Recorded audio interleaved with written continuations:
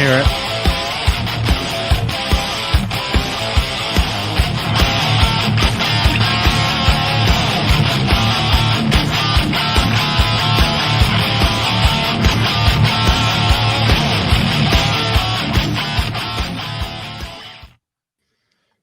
Hey. Hey, everybody. How'd this card get stuck on here? I don't know, but oh, yeah, there we are. I thought I had time to rub a quick one out. Oh my goodness! With our new sponsor, Sex Tarts. Oh wow! Yeah, awesome. Hey great. Everybody, this is Johnny Beane and John Mancuda. It is 5:13 Pacific, 8:13 Eastern, October 20th, 2020. Welcome to Talking Guitars and 80s Metal. And it's Tuesday.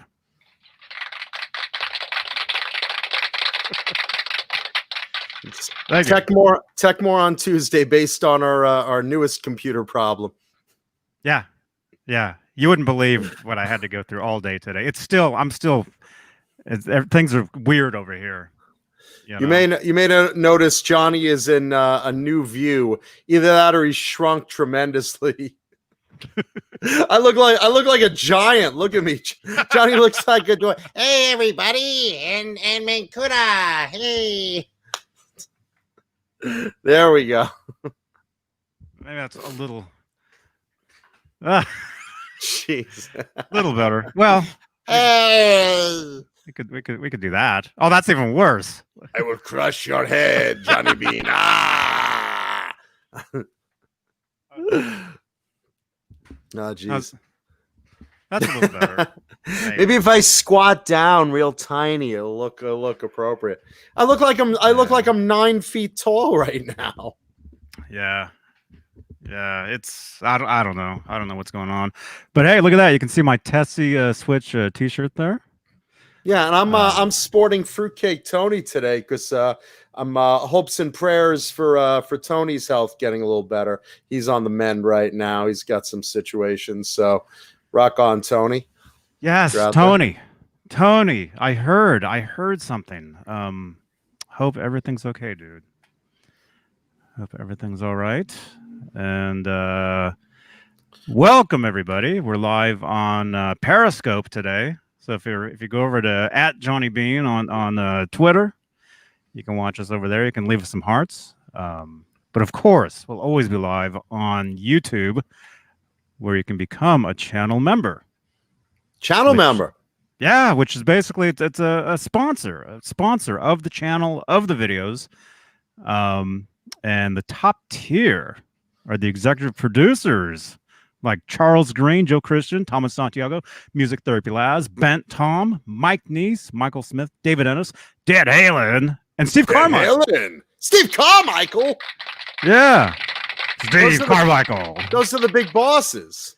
Yeah. Yeah, and then we have all the bosses, everybody. Yeah, then we have our channel members, our general channel members like Halface, James Gum, well, there goes the screen. Let's start. Well, we'll do them in this order. Our channel, or maybe that order. Let's see. Let's do them in this order. Thank you to our channel members: Halface, James Gum, Mancuda's a dildo fucker, 802 Blues, Mr. BHB Jr., Frag 5150, Pow Guitars, Dan Halen doing double duty there, Frank Corcoran, Ben Tom, Thomas Santiago, Brian Spalding, Fender Guru, Music Therapy Laz, Ghost BC Rich, Hugh Caldwell, Jim Nicholas, Jesus Rapes Me, Steve Carmichael. And you got Charles Green, Fruitcake Tony, Michael Smith, David Ennis, Mike Neese, Mickey Suttlemeyer, Joe Christian, Nicole Morozic, Sean Boland, Richard Poole, Lenny Lou, and Mary, Crazy Cook 678, Bozique, Julia Baldessari, False Flag, Margaret Scranton, Sean Silas, and Gargets Entertainment. Yeah. Ooh. All right. It's been a while since we read everybody at the top of the show, but why not? I know. Well, they deserve it. We love our audience. They're also going to start throwing bottles when we say Paul probably or might not. Paul's either running late or he might not show up today. He's got a fun situation at his other job. So if you're listening, brother, we'd love you to come on later if you're free. If not, we love you anyway. Mm-hmm. Oh, of course. Yeah, Of course. We love everybody. We love all of you. we love and appreciate our audience. Yes. Someone mentioned bottles of urine. We are, by the way, also bringing out Bang Energy Drink, of course, who we are appreciative for their sponsorship and support of the show. And, of course, Swiss Picks. Look at those things. Grab one of those if you want to grip on your guitar. Oh, yeah. love 'em. I was using one of those yesterday, actually, on that guitar right there. Those are my go-tos. Mm-hmm. And Jim Nicholas wants to know what flavor Bang tonight. I usually have 2 cans. I usually have half of one that I'm in midway from, and another one that I just opened. So tonight I'm going all purple with Purple Haze and Bankster Berry, 2 of my favorite Bang flavors. I lean toward the purple and red ones. They're all good, but those are 2 of my favorites. There we go. Yeah, Bang energy drink. Nice. So Thank they you, don't they don't all taste the same then, huh? Oh no, 20 something flavors, and there's a new one that I have to get a hold of. What was it? There's a new Bang flavor. I know. There's a brand new one. Is it like unicorn something or? They have rainbow unicorns. One they have already. I'm trying to remember. I don't know. We'll get. Drinks. I'll get some. Thank you, Bang. We love Bang energy drink. Yeah, and I like the way they look. Yeah, I like the way they taste. And I've never had one, but I like the way they look. I'm gonna have them load you up with Bang, so you know, so you can be full of energy, full of Mancuda energy, bouncing off the walls. Oh my goodness. No, well, maybe a little too much. Oh, jeez. Yeah, man, what was that? Anyway, yeah, there's a new flavor out there. Actually, let us know in the chat. You can always ask the chat. Yeah, well, I'm asking the chat, and they're already coming up with Mancuda Jizz flavor. I don't think that's one. They like us, but that's not one that they came up with. Rena says it's full of Mancuda DNA. Yeah. Cotton candy. Cotton candy's another favorite of mine. Chris Bevan's having one. Cotton candy. Renus Pinkle says semen flavor is his favorite. Of course, Bang just like comes on, make sure that the can is showing, and then they shut the show off. Thank God they don't see what we're actually saying. They say, if you ever show our product on your show again, jeez, can you imagine? Yes. A handwritten cease of desist from the president. I thought I met the president of Bang Energy at 3. I thought it was that homeless guy that one time that said, "You drink a Bang Energy drink? I own that company. I own that company." Wow. The fight I got in with the homeless guy. Sour given head, Kurt says, instead of sour head. Let's see. Let's do a little roll call for who's in there. Marky Metal Jr. likes the champagne flavor. That's also good. I like all of them. Birthday cake, pretty good too. Chris Bevan likes that. Thank you all for trying Bang Energy Drink. They support us, so we like to support them. Let's see. In the chat, running down. Let's see. Chris Bevan, Thomas Santiago, Renus Pinkle, Janice Lala, Deja Voodoo, Mark E. Metal Jr., Music Therapy Laz, Kurt S5150, Brian Spalding, Sandra Picorni. Picorni, me love you long time. Love Sandra.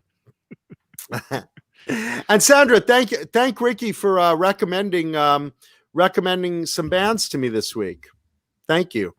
Really appreciate that. Justinator, Joe Hervey 84, Blackjack Guitar Nut, Papa Blue, Pris 46, Mark Dillon, Dane over at Zim's Guitars. How are you, brother? Hey, Pris. Good to let's see. I gotta plug my Mac in. Is that what we call it now? Yeah. Vinny 5150, Nightbot in the house. Jim Nicholas. Let's see. Scrolling. Thrash metal and fun riffs. Blackjack Guitar Nut. Fruitcake Tony. We love you, brother. Charles Green. Well, they're talking about him in the chat, so whether he watches it now or in the rerun, I just want to shout out to him. Hardwood Steaks, Vistalite 1972, Bill Richards. I'm so bad at roll call. You know, there's a participant window, right? It doesn't show up on my program. We go through this every week. Yeah, Yostinator. It's within the YouTube on laptop. It's in there, but like I can't access it.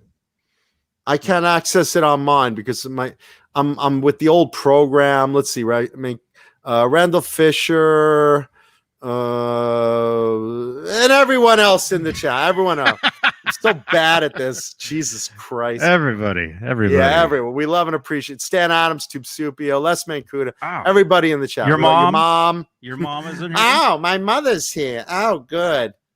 Jeez.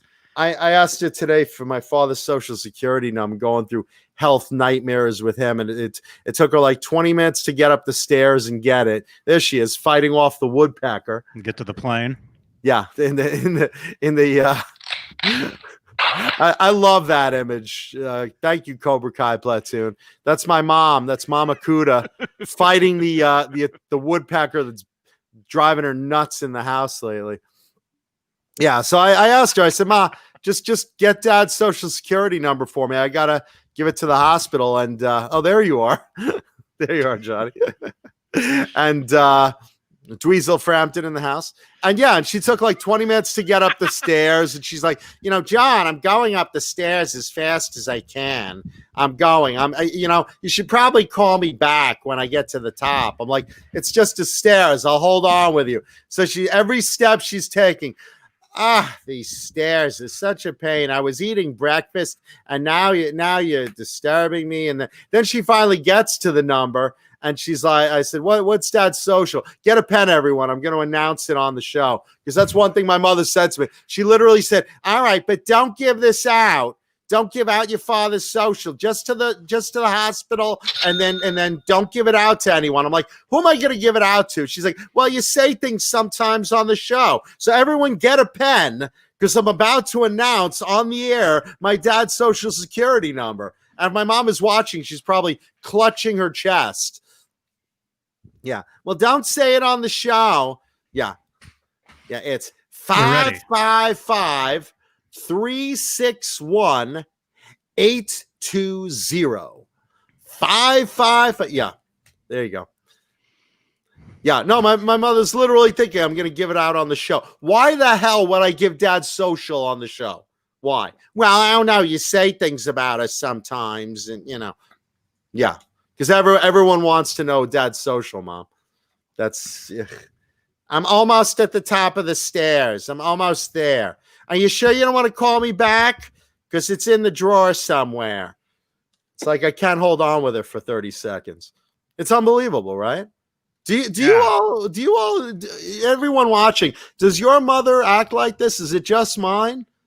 I just have to know. I just have to know. I think. Yes. Well, let us know in the chat. Yeah, if your mother acts like mine, please let me know in the chat. I swear, I could. By the time Mom gets to the top of the stairs, I could have read a paperback book by now. It's unbelievable. I'm only 3 steps up. Are you sure you don't want to call me back? This may take a while. These stairs are a real pain in the neck. Okay, Ma. Okay. Did you eat anything for lunch? I don't know. Are you asking me while you're climbing? Well, yeah, I'm climbing, but I'm curious what you ate today. It's the story of my life. Well, Joe Hervey says his mom, same thing. He says, I got a Jewish mother from Long Island also. You're spot on, bro. Ben Tom, my mom's the same. Catholic moms are no different. Stan Adams, my parents are gone. Sorry, bro. But you could borrow my Sorry, mom for a Stan. weekend. You could borrow my mom for a weekend. Papa Blue, she did it till I killed her. Well, there you go. Papa Blue, you're not visiting my parents. Jesus, my dad's doing a great job killing himself in the hospital. Yeah, let's see. And everyone else in the chat. I'm scrolling. I get into that mood when I scroll in the chat. It's like I start squinting and I'm like, Jim Boys. And I forget that I'm on the air and I should be talking to the audience instead of mumbling to myself. My mother's like that too. My mother says all moms act like that because they're moms. Oh yeah. Yeah, so there you go. Wow. One day I'm gonna bring my mom on the show. She'll kill me. Send her the link.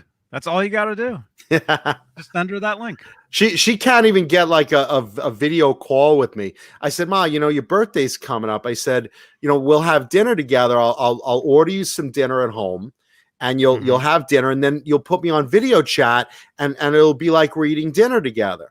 And she goes, oh, I don't know, because I don't know how to get video. It's already a challenge to get her to just dial the phone and that's it. But to get a video call out of her, I might as well ask her to get me shots of Venus from the satellite. Yeah. I mean, it's that type of challenge for her. So I'll mail her a stick figure. Say, Mom, hang this on the fridge. It'll be just like I'm there. You're looking at me. Oh yeah, you look thin. Well, that's good. You're too fat right now. Thanks, Mom. Wow. Johnny. Yeah, no, I'm always tempted to tape her sometimes and record some of the things she says. My favorite thing she says is, John, I don't sound like you make me out to be on the show. I don't sound that whiny. I don't sound like a Jewish mother. I don't sound like that. And I just want to just record the call just so I can play it on the air back to her. So when she's watching the show, which she does, she can literally go, oh, I wonder who's it's me. Yeah, that sounds like fun. Yeah, it sounds great. And actually, that would be great for the podcast. Oh, yeah. Yes, this is also a podcast you can enjoy every time it's uploaded to iHeartRadio, SoundCloud, Spotify, Stitcher, TuneIn, Google Podcast, Apple Podcast. Basically, anywhere that you get your favorite podcast, you can probably get this show. Yeah. So make sure to listen over there as well. Yeah, and subscribe to all those channels. This way you get 20 alerts at once. You don't miss an episode. You're in your car all of a sudden. Bing, bing, bing, bing, bing, bing, bing, bing, bing, bing, bing, bing. It's like Beane. Bean. Bean, bean, bean, bean, bean,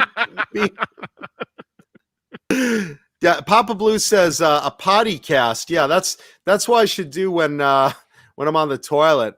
Instead of going to the bathroom right before the show, I'll go directly at the show. I'll set the mic up in the bathroom.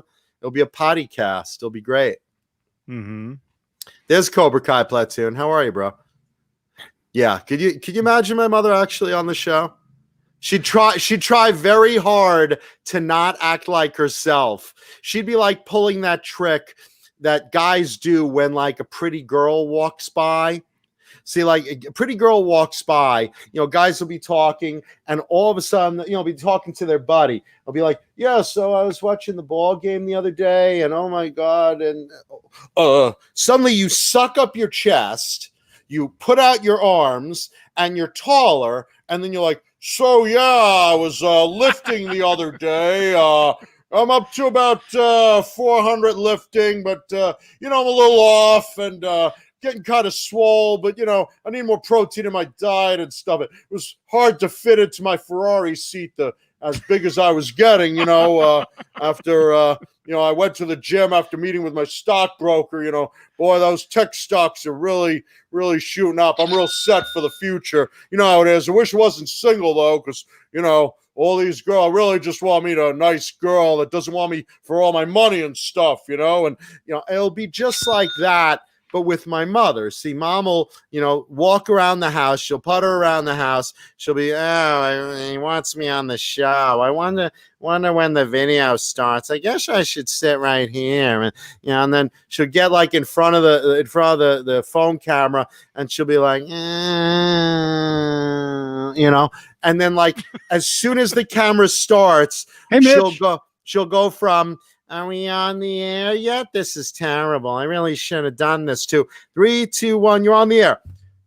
Oh, hello, John. It's me, your mother. Have you been eating well? Oh, good. Wonderful. Yeah, no problems in the house. Woodpecker, what do you mean? I don't know what you're referring to. It'll be like that. Suddenly my mom will become normal and unmom-like. And she'll be just like that. Just like guys transform when they see a girl, my mom will be just like that on camera. You'll never recognize. I won't even recognize. I'll be like, Mom? And as soon as the camera shuts off, God, I've been meaning to ask you. You look so fat on camera, but I didn't want to ask you on the air. Yeah, that's what's gonna happen. This is my life, people. This is my life. Yeah. Cool. Yeah, great. Welcome to my misery. Let's see. Shout out. Let me give a shout out to birthday girl Desiree Dorman today. Dave Nesdall's beautiful fiance. Des, if you're watching. Happy 29. Happy 29th. I always say that, right? Yeah. Your friend Dave Nesdall met a nice girl. Why can't you meet a nice girl? Well, he met her on here, so you might get lucky. Well, this might be. Yeah, I mean, there's a lot of girls in the audience that watch the show. Maybe this may be my outlet. A couple. Yeah, there's 2 or 3. Yeah, or 4 or 5, or guys that dress like them, or Oh, there's plenty of those. Is Mitch Heyman, growing a wig, hey, brother. Yeah, I'd really love some grandchildren. I'm glad someone would. I sure wouldn't. Some grown Yeah, children. I should just like hire some kids or something and say, hey, do me a favor, knock on my mom's door. Just say we're John's illegitimate children. He hasn't told you about, and just give her a hug, and I'll give you 20 each, and then you're out. 20 each and a chocolatey payday, and you're good. Yeah. Yeah. Well, Halloween's coming up, Yeah. What day is Halloween fall on this year? The 31st. Well, thank you. I mean, what day of the week? It's not Tuesday, right? It'll be on Saturday. Oh, so Saturday night Halloween live. So there will be a Halloween version.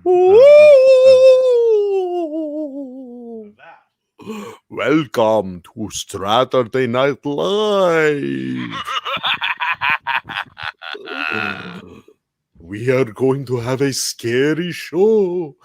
I won't be there, but yeah. Here's what my fat ass will be doing. I'll be on the couch watching Saturday Night Live with a big bag of Reese's peanut butter cups on my left and sadness on my right. So that's what I'll be doing.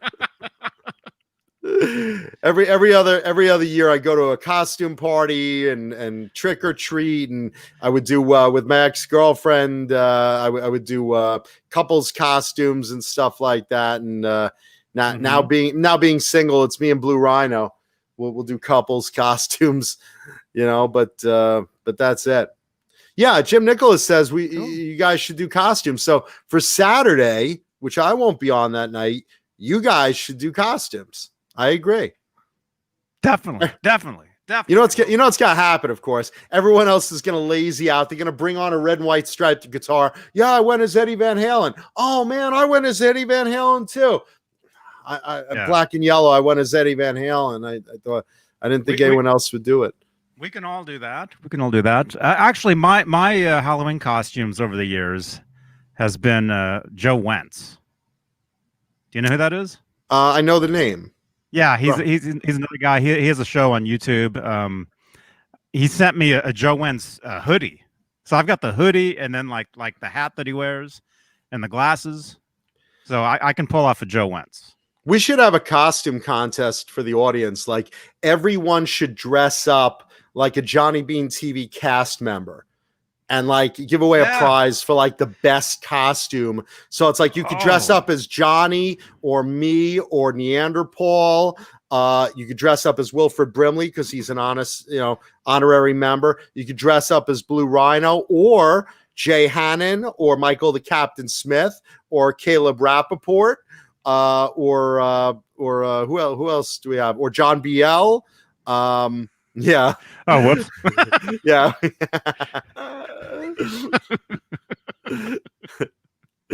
Where's the rest of us? Where's the rest of us on that Beane bunch? On that Beane bunch. We're missing a couple. Cobra Kai. Can you make one with everybody? Yeah, for the whole cast. We have what, like eight cast members? Yeah, it'd be you and well, for Alice? Tuesday nights. There's three of us, and then Paulie's already on there. So you just have to add myself and Jay's on there and Blue Rhino, Alice. I guess. Yeah, and Ned? myself, Ned, Blue Rhino, and Ace. We should add Ace because Ace is always on the show. Ace, yeah, and Gene, and and Wilfred Brimley. That's who we'll add. Yeah, Cobra Kai. Get chunking on the rest of the cast. That'd be awesome, Cobra Kai. We should do that though. We should have you guys in the audience dress up like your favorite cast member or your least favorite cast member, whichever of us it is. Dress up like a Johnny Beane cast member. It could be Ned, it could be Blue Rhino, it could be Ace, it could be myself, Johnny, Paul, Jay, Captain, Caleb, John BL. You can dress up Brimley. Wilfred Brimley, and send in photos, right? To what do they send it to Discord or something? Yeah. Post them in the Discord, or you could text. You could text as well. Yeah, because this is a rough Halloween. You can't really do a lot of parties. You can't really go trick or treating, and you might as well have something fun for the audience, right? Oh, yeah, and I think Neanderthal already has a costume. Yeah, but we can't. But we can't win. I did think we should dress up like each other. That would be kind of funny. Mm-hmm. But I think that would be great. The audience should have a contest for the audience to dress up like one of us. Mm-hmm. Yeah, that'd be great. Yeah. Now, what do we give away? Saline solution. That sex lube I just had. Kazoo. We've got some stuff. We'll find. We've got some stuff. I mean, I think that's cool. What do you think? Should we have that and then on Saturday we'll display them? Yeah. Announce the winner? Yeah, that'd be great. I mean, I won't be there, but I'll be watching. Yeah. So make sure if you wanna win, whatever this is, make sure you submit something. Yeah, submit a picture. Yeah. So a photo of you. You could be dressed up. You could be dressed up, or you could use a filter. Or Photoshop. You could Photoshop as well. Yeah. Anybody that can do that. As long as you have a photo of yourself as one of us. Yeah. I think that's a great idea. And you could dress up as anyone in the Johnny Beane TV cast. Right? It'll be a Johnny Beane Halloween contest. Johnny Beane Halloween. That gives us over a week to prep, right? So it's not this Saturday. It's the Saturday after, right? A week from Saturday. Yeah. Yeah, so you got a little time. Week. So you have roughly a week. Let's see, just under 2 weeks, right? Yeah. Yeah, it was for just some right under 2 weeks. for some valuable prizes. So it's like, yeah, you know what, Ben Tom, you could also dress as Mama Mancuda. I'm gonna give the list right now. Let's make an official list of who you could dress up. And Johnny, you should like announce it Friday and Saturday too. This way, every day, every audience gets a chance fairly to do this. So you could dress up as Johnny. You could dress up as Neanderthal. You could dress up as myself. You could dress up as Jay Hannon. You could dress up as John BL. You could dress up as Michael the Captain Smith. You could dress up as Caleb Rappaport. You could dress up as, let's see, who did I not mention? Neanderthal. I mentioned Neanderthal, right? Jay Hannon. Right. So you can mention it as dress up, and then the honoraries. You could dress up as Mama Mancuda. You could dress up as Wilfred Brimley. You could dress up. Should we put it open to Gene Simmons, or is that too easy? Nah, that's harder. You got to do all the makeup. Yeah, the makeup's hard. Okay, so you could dress up honorary members. You could dress up as. But if you're going to be Gene Simmons, you got to have a Barbara Papa tongue. Yes. Or a Wilfred Brimley tongue. Either one is acceptable. So you could dress up as Gene Simmons. You could dress up as Mama Mancuda, Wilfred Brimley, and then the animals on our show. You could dress up as Ned, Blue Rhino, or Ace. Mm-hmm. Or a chicken. Or you can be a chicken because I have chickens. You want to make a chicken? Yeah. I think that's too easy, right? And we've never had a chicken on the show. I could bring one in. Actually, you could almost see out the window. You can almost. If I tilt my camera more this way, you could actually see them. Well, you can't win a top prize dressed as a chicken. I mean, I think that's cheating. We've never had a chicken. We don't have chickens on the show. Forget the chicken. Forget the chicken. You got Ned. We each have a familiar that we're allowing. So you can dress up as Ned, as Blue Rhino, or as Ace. So those are our 3 animal contestants. And there you go. And all the humans on the show and the honoraries, Gene Simmons, Wilfred Brimley, or Mama Mancuda. So I'm putting it out there now. This is the official, great Johnny Beane Halloween contest. Yeah. Costume contest. Yeah, musical therapy. Yeah. You can get a Ned suit. That would work. And actually, you can, if you want to do double duty, you can either be Neanderthal or Ernest Borgnine. We'll take either one of those. Yeah, because Paul and Ernest Borgnine are like evil twins from a mirror universe. Sandra Pucorni brings up no more Charlie Brown. CBS announced that they're not. CBS and ABC both announced that they're not. Will be the first year. Because it's 2020, which is just so screwed up. This will be the first year they're not playing a Charlie. It's the Great Pumpkin Charlie Brown on network TV. Now I know. Obviously, you could watch it online. You could watch it on DVD. I watch it every year as a tradition on DVD. I watch all the Charlie Brown specials, like the Thanksgiving, the Halloween. It's the Great Blumpkin Charlie Brown and the whole 9 yards. I watch all of those, and so yeah, you won't be able to watch it on network TV, but you'll be able to watch it on I think one of the pay channels has it free for 3 days. I forget which one, but you just Google it. Oh yeah, it's probably on YouTube. Yeah, it's you won't miss it. Trust me, you'll be able to watch it. So the Great Johnny Beane, it's the Great Johnny Beane Halloween contest. Yeah. Right? Yeah, and actually Cobra Kai, if you could, thank you. If you could make a some sort of banner card. Banner card. We should do? We should have 3 categories. We should have best human cast member, best honorary cast member, and best animal. Right? Yeah. Prize for each. Do we have 3 prizes? Yeah. Yeah, why not? I got 3. Johnny's like, I got a lighter somewhere, and there's a pack of gum someone will want. 3 things sitting around here that we could do.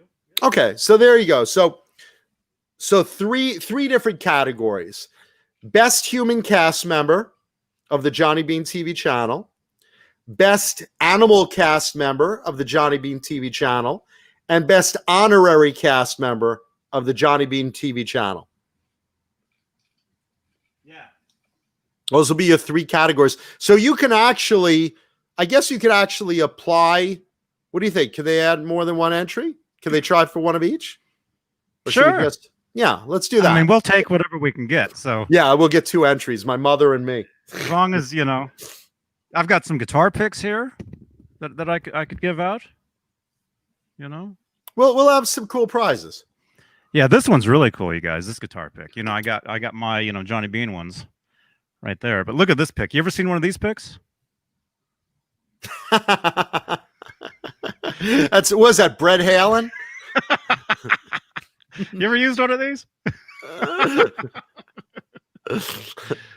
we will have some fun prizes. We'll have some fun prizes. Yeah. Yeah. So 3 categories. You can enter into every one of those 3 if you want to. So dress up or alter a photo. As long as we get a photo or video, we can take videos, right? Sure. Photo, Sure. video, something like that of Johnny Beane human cast member, Johnny Beane honorary cast member, Actually, and Johnny Beane animal cast member. that's actually a great idea. Anybody that has a YouTube channel, make a video and tag one of us, or tag all of us, any of us in that video as well. And like Janice. Like Janice has a YouTube channel. Janice, if you made a video dressed up as Mancuta's mom, tag me in that video. And we'll submit it. Now how do they get us the entries? Where do they send them to? The photos, the videos? They can either put them in the Discord. Okay. They can text them in. I've got a number here. Nightbot should have it right there. So you can text, put them in the Discord. If you make a video, just tag me in the video. Just put @Johnny Beane within the description, and there's a mentions category where I can see that on my page. And yeah, that'll be great, right? Yeah, that'd be awesome. Yeah, we could talk about this the rest of the show just to make sure everybody understands. Yeah, I mean, well, this is a new idea we just came up with. This is something. Even Johnny's like, shit, prizes. All right, I could give away that and that. And, maybe one of our sponsors. I got plenty of prizes. I got plenty of things here. Maybe one of our sponsors will pop in and want to give something away. So prizes to yet be determined, but there will be prizes. We promise that. We promise that. So you can dress up. You can submit entries in all 3 categories. You could dress up. Human cast member category. That's what is there? 8 of us? There's 8 of us, right? There's several. 6. There's 8. 7 or 8. Neanderthal, Jay, me, you, Caleb, John BL, Caleb, Captain. Who are we missing? Did you count Paul? Yeah. Well, there was 1, 2, 3, 4, 5, 6, 7. I think it's 7, right? There's 7. 7 humans, 3 animals, and 3 honoraries. Yeah. So your three honoraries. And again, if Cobra Kai, if you could do this for us, we'd really appreciate it. Just rattle off in each category who you could dress up as, human cast members, and then honorary cast members, Gene Simmons, Wilfred Brimley, or Mama Kuda. Ernest Borgnine. Or Ernest Borg. Well, I mean, Paulie is Ernest Borgnine. If you dress it up like Paul, you're dressing up like Ernest Borgnine. Mm-hmm. And then animal cast members, Ned, Blue Rhino, and Ace. So so that would be great. Yes. So get working on your costumes now. We gave you just about 2 weeks. It's the Great Johnny Beane Halloween Costume Contest. Thank you, Sandra. So this is real. So don't think this is a bit. Yeah, this is for real. This is real. Every night until Halloween, we will be plugging this contest. Cobra Kai will generously make us a nice little banner that we will show in every show. And Saturday on Halloween, we will show all the contest applicants and announce the winners in every category for some fabulous prizes. So yeah, real contest. Yeah. And this isn't hard, guys. We're not asking you to dress up like Optimus Prime. We're not asking you, to dress up like the Joker with all the gimmicks coming out and your best Batman costume with all the grappling hooks. It's like, this isn't rocket science. You dress up like, either 7 humans or 3 honoraries or 3 animals for fabulous prizes. Jay Hannon says we need sponsors. Yeah, I mean, if any of our sponsors or any of our friends of the show wants to donate anything to our prize pool, we will up the prizes. We'll be happy to. And of course, we'll plug the hell out of you. Let's see. Bozique says, the problem for me is I usually do Halloween costumes in poor taste. Welcome to the show. Like somebody should go as Dave Crosby with a striped Wolfgang through his head, for example. I mean, that's cool. I mean, that's an interesting, it's an interesting thought. Yeah. Well, hey, submit anything you guys submit. We might throw an honorary best mention or something. If you have something relatable to the show. Mm-hmm. Best mention. Yeah. If one of the sponsors, like, if I'm just throwing out there, if, one of the sponsors, like, Swiss Picks or FU Tone or Tessie Switch or, any of you guys, Zim's Guitars, any of you guys want to throw anything into our pool of prizes, we will graciously give you a lot of plugs in exchange. So we'll come up with some prizes for you guys. Don't worry. Yeah. But real contest. Yes, I think it'll be fun. Very real. Oh, it's gonna be great. I'm excited. I can't wait to start getting some of the submissions. And you guys can start now. You can start submitting right now. So yeah, just like early voting, start early. Start early. Yeah, that too. And actually, I'll actually make a special section within the Discord for this. I'll do that. How do I do that on here? Janice wants to know, how accurate is Cobra Kai's image of my mom in real life? Well, my mom doesn't actually wear Kiss makeup. She doesn't have giant saggy boobs, and she's not gray haired. But for the purpose of what we discuss, I think that's the image that we go with.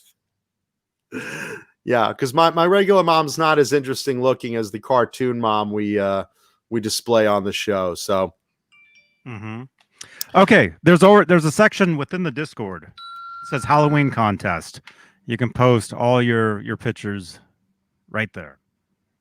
Yeah. So again, you can make a costume, take a photograph. If you're really good at Photoshop and you want to make it virtual, we could go with that too.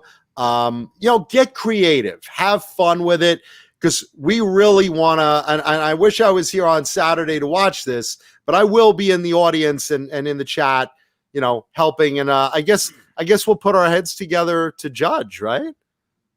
We'll talk offline to judge the best costumes. Be creative, have fun with it.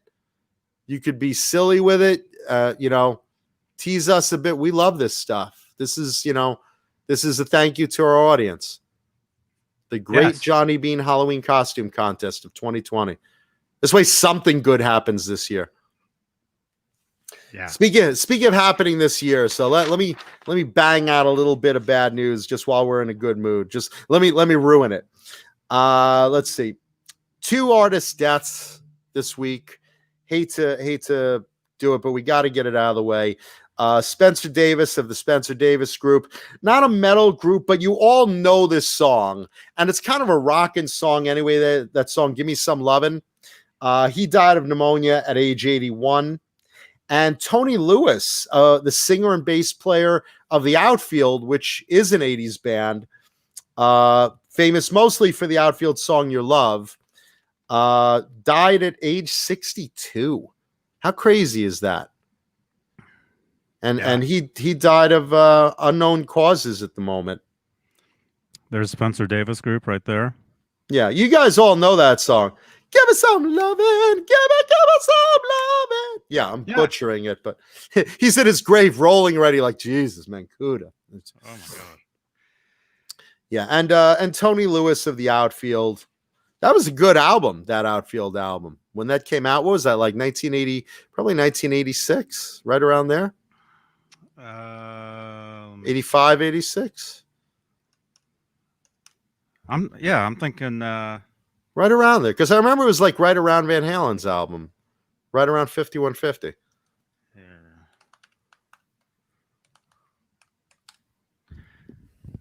Let's see, when was that? 85. 85. So right there. Okay. Play Deep. The Play Deep. Yeah, record. Play Deep. 85. Yeah.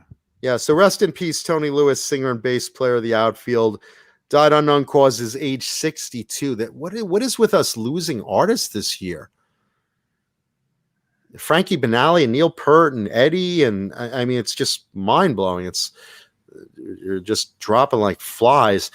There's also a very, very worrisome message. Did you hear about or see it on Paul's Facebook about Mick Mars? Mick Mars gave a really cryptic note to his fans the other day, basically like a letter of thank you and appreciation, and I've always loved you guys, and sorry I don't answer my mails, but you guys mean the world to me. And it was just almost felt like, God forbid, like a goodbye letter. And he always said that he would send a goodbye letter out publicly before he left if he felt he was going to. So I'm just hoping, and I said this online the other day, I'm hoping that it was just an appreciation letter to fans after seeing Eddie pass away. Was it that? Yeah. So let's see. What does that say? Thank you, each and every one. Thank you, each and every one of you, for all the love and respect you have given me over the years. It really means a lot to me, more than a lot. I love all of you back. Hopefully I will see you all soon. Peace. Now, again, I'm hoping and I'm speculating that it's just, he probably got a lot of mail from fans after Eddie passed away. Basically, we're starting to realize our guitar heroes are not going to last forever, as proven by someone like Eddie passing away. So maybe he suddenly got an influx of, hey, I just want to let you know while you're alive that I really love Motley Crue and I love your music and we appreciate you, Mick. And that would be great if that's the case. And, but the fact is, he did say that one day he would issue out a goodbye letter if he knew he was getting worse.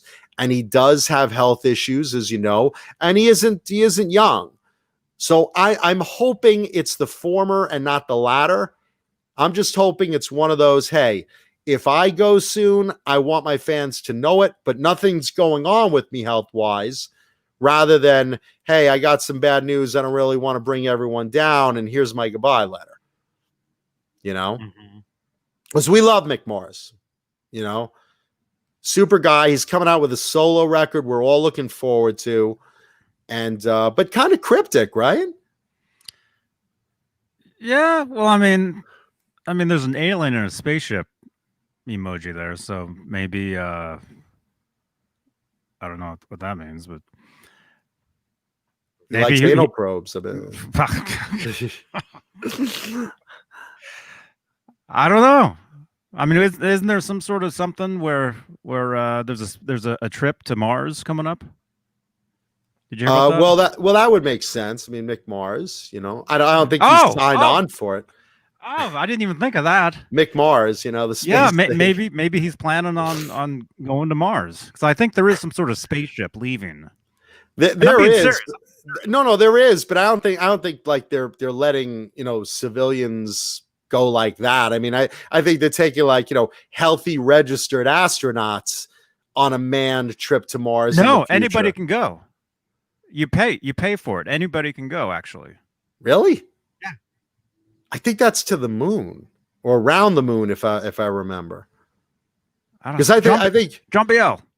I think right now they're like talking like, NASA planning a manned trip to Mars, but they're not like, hey, tourists, come on board. I mean, I think they're planning that, but I know they're planning a tourist thing around the moon at some point in the near few years. But I wouldn't think like, you see astronaut, seasoned astronaut team member, McMars. It was like, wait, what? Rock on, man. I couldn't see it. Mean, his name is already Mars. How much does it cost for a trip to Mars? I mean, he's got the money. $6 billion. Yeah, he doesn't have that much money. It'll be $6 billion if you want to go. He's sitting with a calculator. He's like, how much did that farewell tour make? And what percentage of merch did I get? The t-shirt sales. Yeah, I'm short 5.98 billion. All right. Yeah. Yeah. No, he's not going to Mars. No, but I'm just hoping, again, because it's just an odd thing to put out such a cryptic, message to fans. It's one thing at the end of every show. I mean, we say it, we love our fans. We appreciate our fans.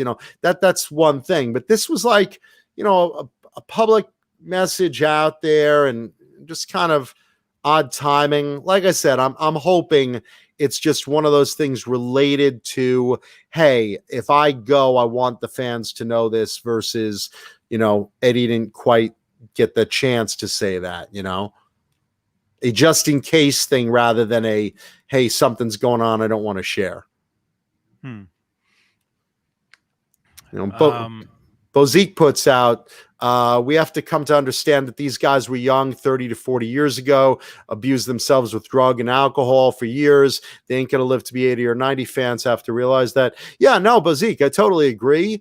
But, with that said, you still have the Rolling Stones. Keith Richards is still alive. I don't know how, but, I don't think anyone's abused himself more than that and looks like leather, but, he's alive. Mm-hmm. I could see him going to Mars. I think he's already as spaced out as can be. I think that's as good as we're getting. Yeah. Yeah, no one's going to Mars. No one's going to Mars. So yeah, we wish Mick Mars well. If anything's going on behind the scenes, we hope not. But if anything's going on, and let's see, let's talk about, while we're on the subject of passed away, let's talk about Frankie Banali of Quiet Riot, who we miss and passed away a few weeks back. Lost his battle with cancer. Quiet Riot announced that they have enough drum tracks from him to put into future albums, and that's what they're planning to do. Mm-hmm. So I thought that was a real cool announcement, And this is, again, like what's going to happen with Eddie. Eddie, we talked about on the show before, there's so many recordings that they will use and release and turn into songs that just, they had cataloged in the home library. Possible. Maybe. Possibly. Hopefully. Possibly. Hopefully.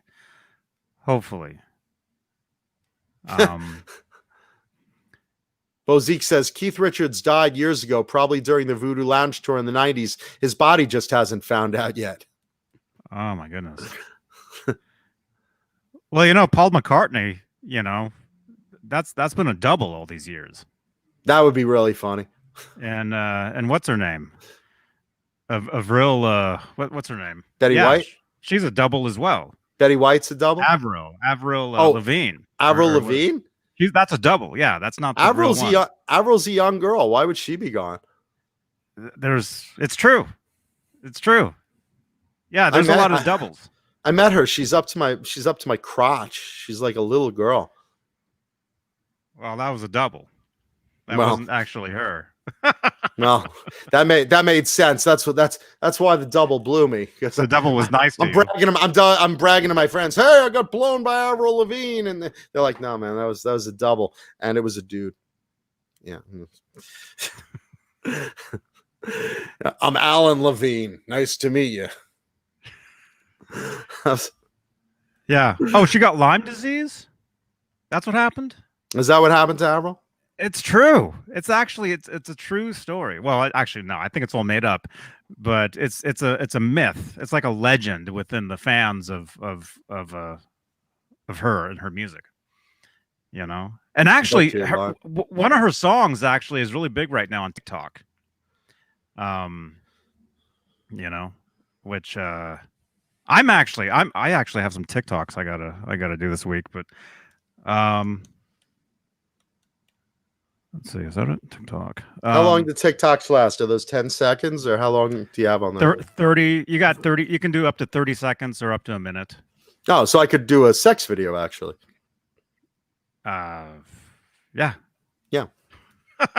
If I could last a whole minute, I mean, it'd be really really pushy. It would be I'd have to think about baseball, and and I'd have to find someone to sleep with. I haven't had sex since March or so. Yeah.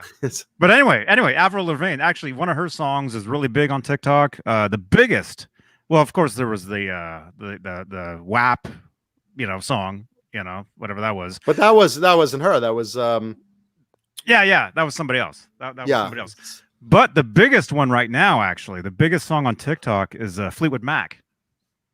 There's a Fleetwood Mac song. Yeah, it went viral. I'm actually going to make one tomorrow. I'm actually going to do my own version of this. There's this guy named what's his name? John Mancuda. Hey Johnny, I'll do 50. Huh? Oh, hang on. There's actually a I just followed him today. Is that Treat Stream at your door? No. Dogface. You know who Dogface is? I've dated her. Anyway, there's this guy named Dogface. And her sister Butterface. I've dated her too. And the biggest thing right now on TikTok is doing the Dogface challenge. He's this guy who actually he made a video of himself skateboarding down the freeway, drinking ocean spray cranberry juice. Always a good move. This way you have no UTI while you're getting hit by a car. It went viral. It went so viral. Ocean Spray bought him a truck. They bought him a car. Yeah, I'm not kidding. They bought him a car. They gave him Ocean Spray for life. This is true. And the song was John Biel, or who knows in the chat. It was a Fleetwood Mac song, and it got so big that Stevie Nicks actually made a TikTok, her own version of it, putting on roller skates and lip syncing to that song. All I know is that if Bang Energy Drink is going to buy me a vehicle, Bang, I will go on a skateboard into the 101, and I'm not a good skateboarder, so I will get run over, and that will get so many viral views. Just when I'm in traction, just present me with a truck or whatever vehicle you're going to buy me, and I'll make sure through the cast they're like, what were you thinking? Bang Energy Drink, Purple Haze, Bang Energy Drink. Yeah But anyway, no, that's true. And actually I'm making my own version of that tomorrow, because I'm doing this this challenge thing myself, and I have to make TikToks every day this week, and I didn't make one today, but one of them, Dreams by Fleetwood Mac. That's the song. He's the guy that started it, and now everybody's doing it. Jimmy Fallon, I saw his version of it today on TikTok. Cheech and Chong have their own versions of it. Like, that's got to be fun. Everybody's doing it. So I'm just saying, I'll have my own version of it up tomorrow at some point. So it's all skateboarding with Ocean Spray, or all you do is you create a TikTok of you skateboarding, and it has to have the song within it. So and the song, it's only like 20, 30 seconds long. It's real short. Right. And people are saying that they've seen it. Yeah. If you guys have seen it, it's viral. It's huge. It's huge. But yeah, all you got to do is skateboard or down the street with ocean spray or whatever, just drinking, holding a drink. Bang energy drink. You know, along with the song Dreams from Fleetwood Mac. And then the very last part of it, you lip sync the last couple lyrics, and that's it. You look at the camera. Yeah. Oh, cool. And so I'm doing my own version of that tomorrow. And hey, Tony. Shauna Marie in the chat and Fruitcake Tony in the chat. Tony, wearing your shirt for solidarity, man. I hope you're healthy and okay. We all love you, man. He says he should be home before week's end. Just in time for the great Johnny Beane Halloween costume contest. So if you guys haven't checked that out, rewind the video. We are having an actual Halloween costume contest that you could dress up like any Johnny Beane cast member in real life, an honorary cast member, or animal cast member. So, yeah, Cobra Kai, you got to get me in there. I think I'm the only one out of there, right? The only human, right? Is the captain in there? Captain's in there. Yeah, because that's in there. John BL, you, Paul. That's the Saturday night cast. So who? Yeah, and all that's left is Jay's on Friday, and Paulie and I do Tuesday. Yeah, so I'm the only one left out. What a great feeling! me and Wilfred Brimley are the only ones left out. So yeah, so you gotta get me and Wilfred Brimley in there, or Mama Kuda in the middle. Mama Kuda in the middle as Alice. Yeah. Yeah. So that's a wild video. I'm gonna look that up. I'm gonna check that out. Oh, it's great. Yeah. It's everywhere. Come up with some fun stuff.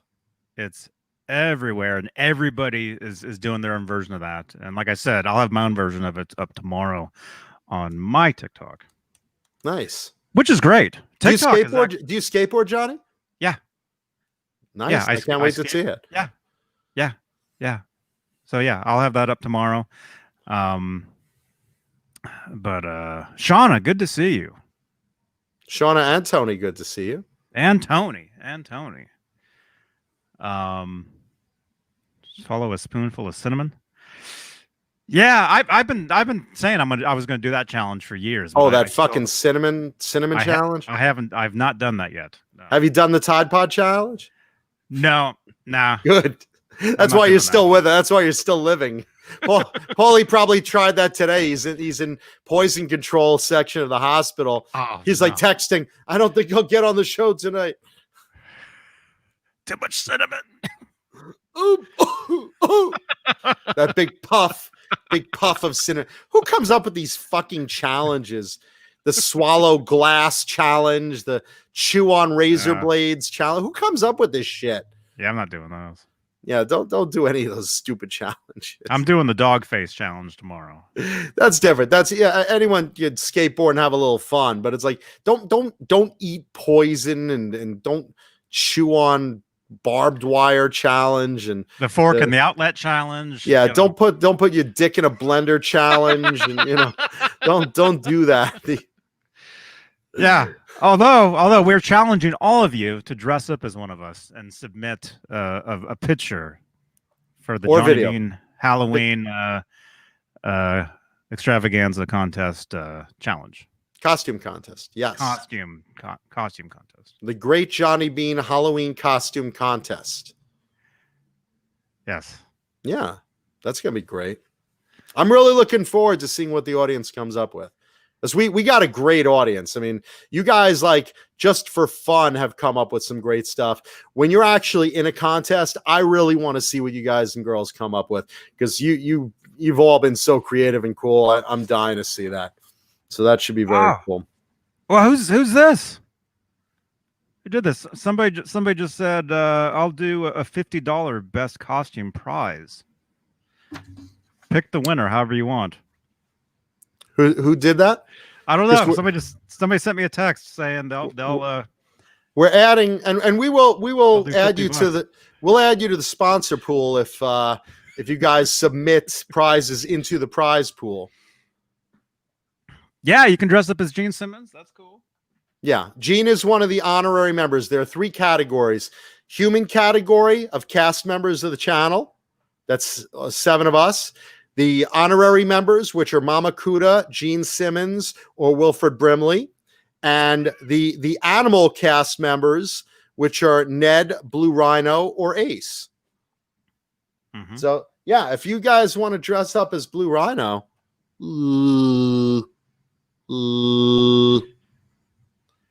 that'd be great. The best Yeah. Blue Rhino costume.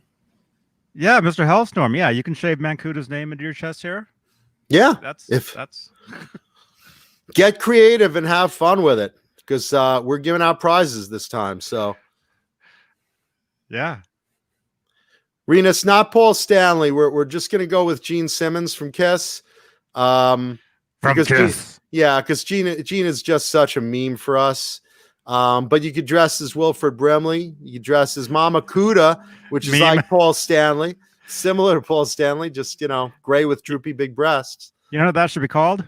Meme Simmons.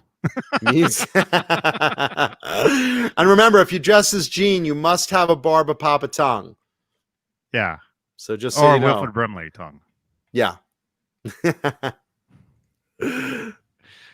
Yeah, get creative. We're dying to see that. Yeah. Let's see. So that's quite right. Frankie Benali tracks. Oh, Johnny- Charles. Thank you, Charles. Charles Green says $50 to the best costume. Thank you, Charles Green. So in the prize pool, Charles Green has added $50. So we're getting up there. We may have some cool sponsors throw in some prizes as we get closer to the day of judgment.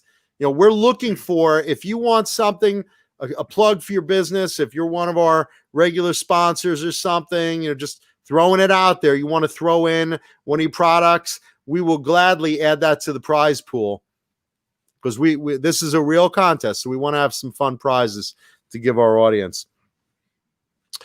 Yes. Let's see. Let's get all the bad news out of the way. Pretty Maids singer Ronnie Atkins. If you guys are fans of the band Pretty Maids, which I am a very big Pretty Maids fan, his battle with cancer has returned. He was cancer-free for a little while. As of last year, he was battling cancer. He was deemed cancer-free, and then 2020 hit, and lo and behold, he is back into the cancer battle. He has stage 4 lung cancer right now. He is 55 and fighting the good fight. Wow. So we wish Ronnie well. If anyone from the Pretty Maids camp is watching the show, we wish him well in his battle. And look, this isn't a hopeless situation. I know people that have beaten high levels of cancer. So, including Mama Kuda. So just FYI, it ain't over until it's over, boys and girls. Keep fighting. So that's Pretty Maids news. Did I say nudes? Yeah, you did. Yeah, you can see what's on my mind. I am so lonely, man. I am so goddamn lonely. Holy hell. Yeah. Right now he's watching. He's like, Mancuda, I'm fighting cancer and you're talking nudes. It's like, I'm trying to cheer you up, Ronnie. Let's see.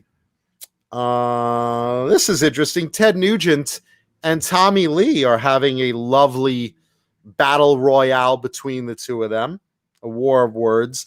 Is it amazing how, like, just out of nowhere, you could get into these battles, and they've both been very politically motivated, so you would think that's what it's about, and it's not. It all started. Ted Nugent was basically appearing on Sammy Hagar's travel show, and the producers basically said, "Hey, Ted's dangerous. We don't want him near Sammy. So we're going to film him separately, and we'll only have him and Sammy together at one point." Yeah. They didn't trust Ted, and Ted's like, "Well, I've been friends with Sammy for a while. I mean, we've crossed paths a few times," and then he realized, like, that Tommy Lee was on an episode also, and he goes to Sammy, and he's yelling to the producers and Sammy. He's like, "Hey, you're afraid of me, but I'm reading the quote. You're afraid of me, but you did a show with Tommy Lee, a convicted felon, domestic violence, heroin addict, not me, who runs a kids charity and teaches kids to be clean and sober, but you let Sammy and Tommy Lee hang out. Come on, Sammy, just punch these producers out and bring me on over there." So they basically gave in, and the show went on normal. But word got back to Tommy Lee, as you would expect it to, and Lee goes, "Ted Nugent, is that guy even still alive? I thought he shot himself 20 years ago." Oh, Ted replied, well, and they went back and forth, little highlights. Ted called Tommy the king of STDs. Tommy called Ted a withered pile of dust. So it got pretty nasty. And where was this? Over Twitter? This Over was Twitter, this was Ted was telling the story of the on the being on Sammy's show online in some interview. Oh. And I guess Tommy replied probably in Twitter or some other social media platform that picked up on it, that made it public. And they just went back and forth. And so there's two new enemies in the metal world. Yeah, and Mr. Hellstorm says a good point. Sammy and Ted have known each other, been friends since the 70s, but producers were not having it. And that's when Ted basically, called him out on it. He's like, "Hey, I know this guy. What are you worried about me? Why? Because I got political stuff in the air and because I play with guns? I mean, that's your thing, So he just used Tommy kind of as an example of you'll let him play, but not me. Mm-hmm. Yeah. So another little feud brewing. That's always fun. Yeah. Because we're all at home. We're all bored. So you got to look for like who you could fight with, Mm-hmm. I'm trying to watch Michael the Captain Smith Twitter to see if he badmouths me on something so I could start shit with him. Or maybe John BL. I don't know. Someone's we're gonna have a war. We gotta duke it out with my friends. A Twitter war. Yeah. Yeah.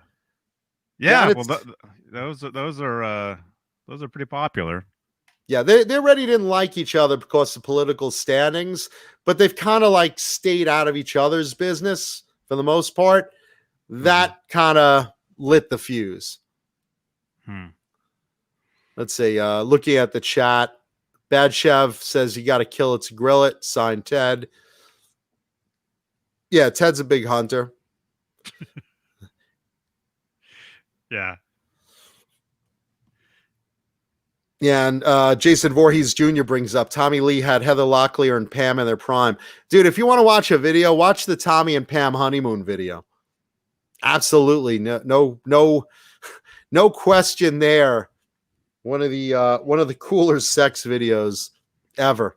Never saw it. You haven't seen Empire Strikes Back. I wouldn't even expect you to have seen that. Yeah. I'm gonna get Johnny like a T-shirt that says "I never saw that one," because it's always related to a movie or TV show. Paul and I usually go, "Hey, wasn't that a great movie? That was a great movie. Oh my God, Godfather and Godfather 2. Godfather 3 was terrible." And Johnny's sitting there looking confused, like, "Never saw those." Actually, I have seen those. Yeah, I've seen those. Okay, I've seen those. Yeah, I used to play the video game, the Godfather video game. That's the Godfather video game. Yeah. Years ago. Yeah. What was that like? That's got to be fun. You're just a guy that runs around and kills people, whacks shoots people, stuff. Yeah. And then at the end of every level, you did a good job. You're coming to my daughter's wedding. Yeah. Yeah. It was a cool game. You leave a horse head in the bed. Speaking of horses, yeah, Bad Chef says Tommy's hung like a horse. Yeah, no, I thought he was using a baseball bat to screw Pamela. I couldn't believe that. That's why the guy limps. He's running his own 3-legged race. Wow. Jeez. Jeez. The Godfather video game. Oh, it's great. It's great. Yeah. All right, go Godfather. out there and whack people. Make them an offer they can't refuse. There's a Scarface game I used to play, which is a lot of fun. They're both games are very similar, where you can run around, you can jump in cars, you can drive around. And this was years ago that I played that stuff, like 15 years ago. What system was that on? PC. Okay. So it was all, you still had the full graphics and everything. And Yeah. did you come up before The Godfather at some point where he's sitting at the desk and, Marlon Brando's there? Yeah. Yeah, I think you did. Yeah. Yeah. Although I haven't played the game for years. I mean, it's like 2006 was like when I was really playing that one. You get to badmouth Fredo. I think so, yeah. It was you, Fredo. But yeah. So since I played those video games, I saw the movies, So, but I saw the movies after I was already playing the games. Godfather and Scarface. So when you were playing the games, you didn't really know what the movies were about? No. You just thought they were just like cool video games. Yeah, yeah. And then I saw the movies later. Wow. I'm blown away by that.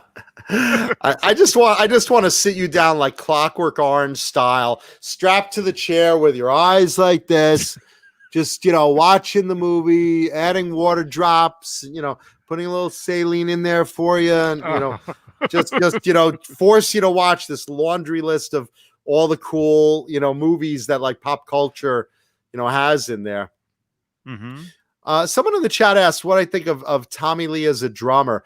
Again, regardless of what you think of him, good or bad, as the agent of mayhem that he is. I mean, he's like a big teenager and everything, which I like because I enjoy that kind of personality.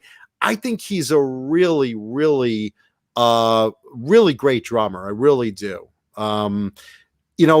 It's not easy doing all the tricks that he does, the playing upside down and over the audience. And, when the thing's rotating, you're holding on and you're playing while you're trying to, keep your equilibrium from like exploding. That's already tough in itself, but even take away all the tricks that Tommy Lee does.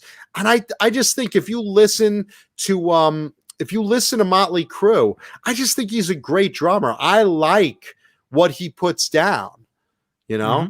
And hey, Wayne. Hey, Wayne. Wayno. Yes. Hey, Wayne. Hey, Wayne. Wayno. And thank you so much, Shauna. Wayno. Thank you, Shauna. Yeah. Oh, yeah. Tommy Lee. He's great. I mean, I'm not the biggest Motley Crue fan in the world myself.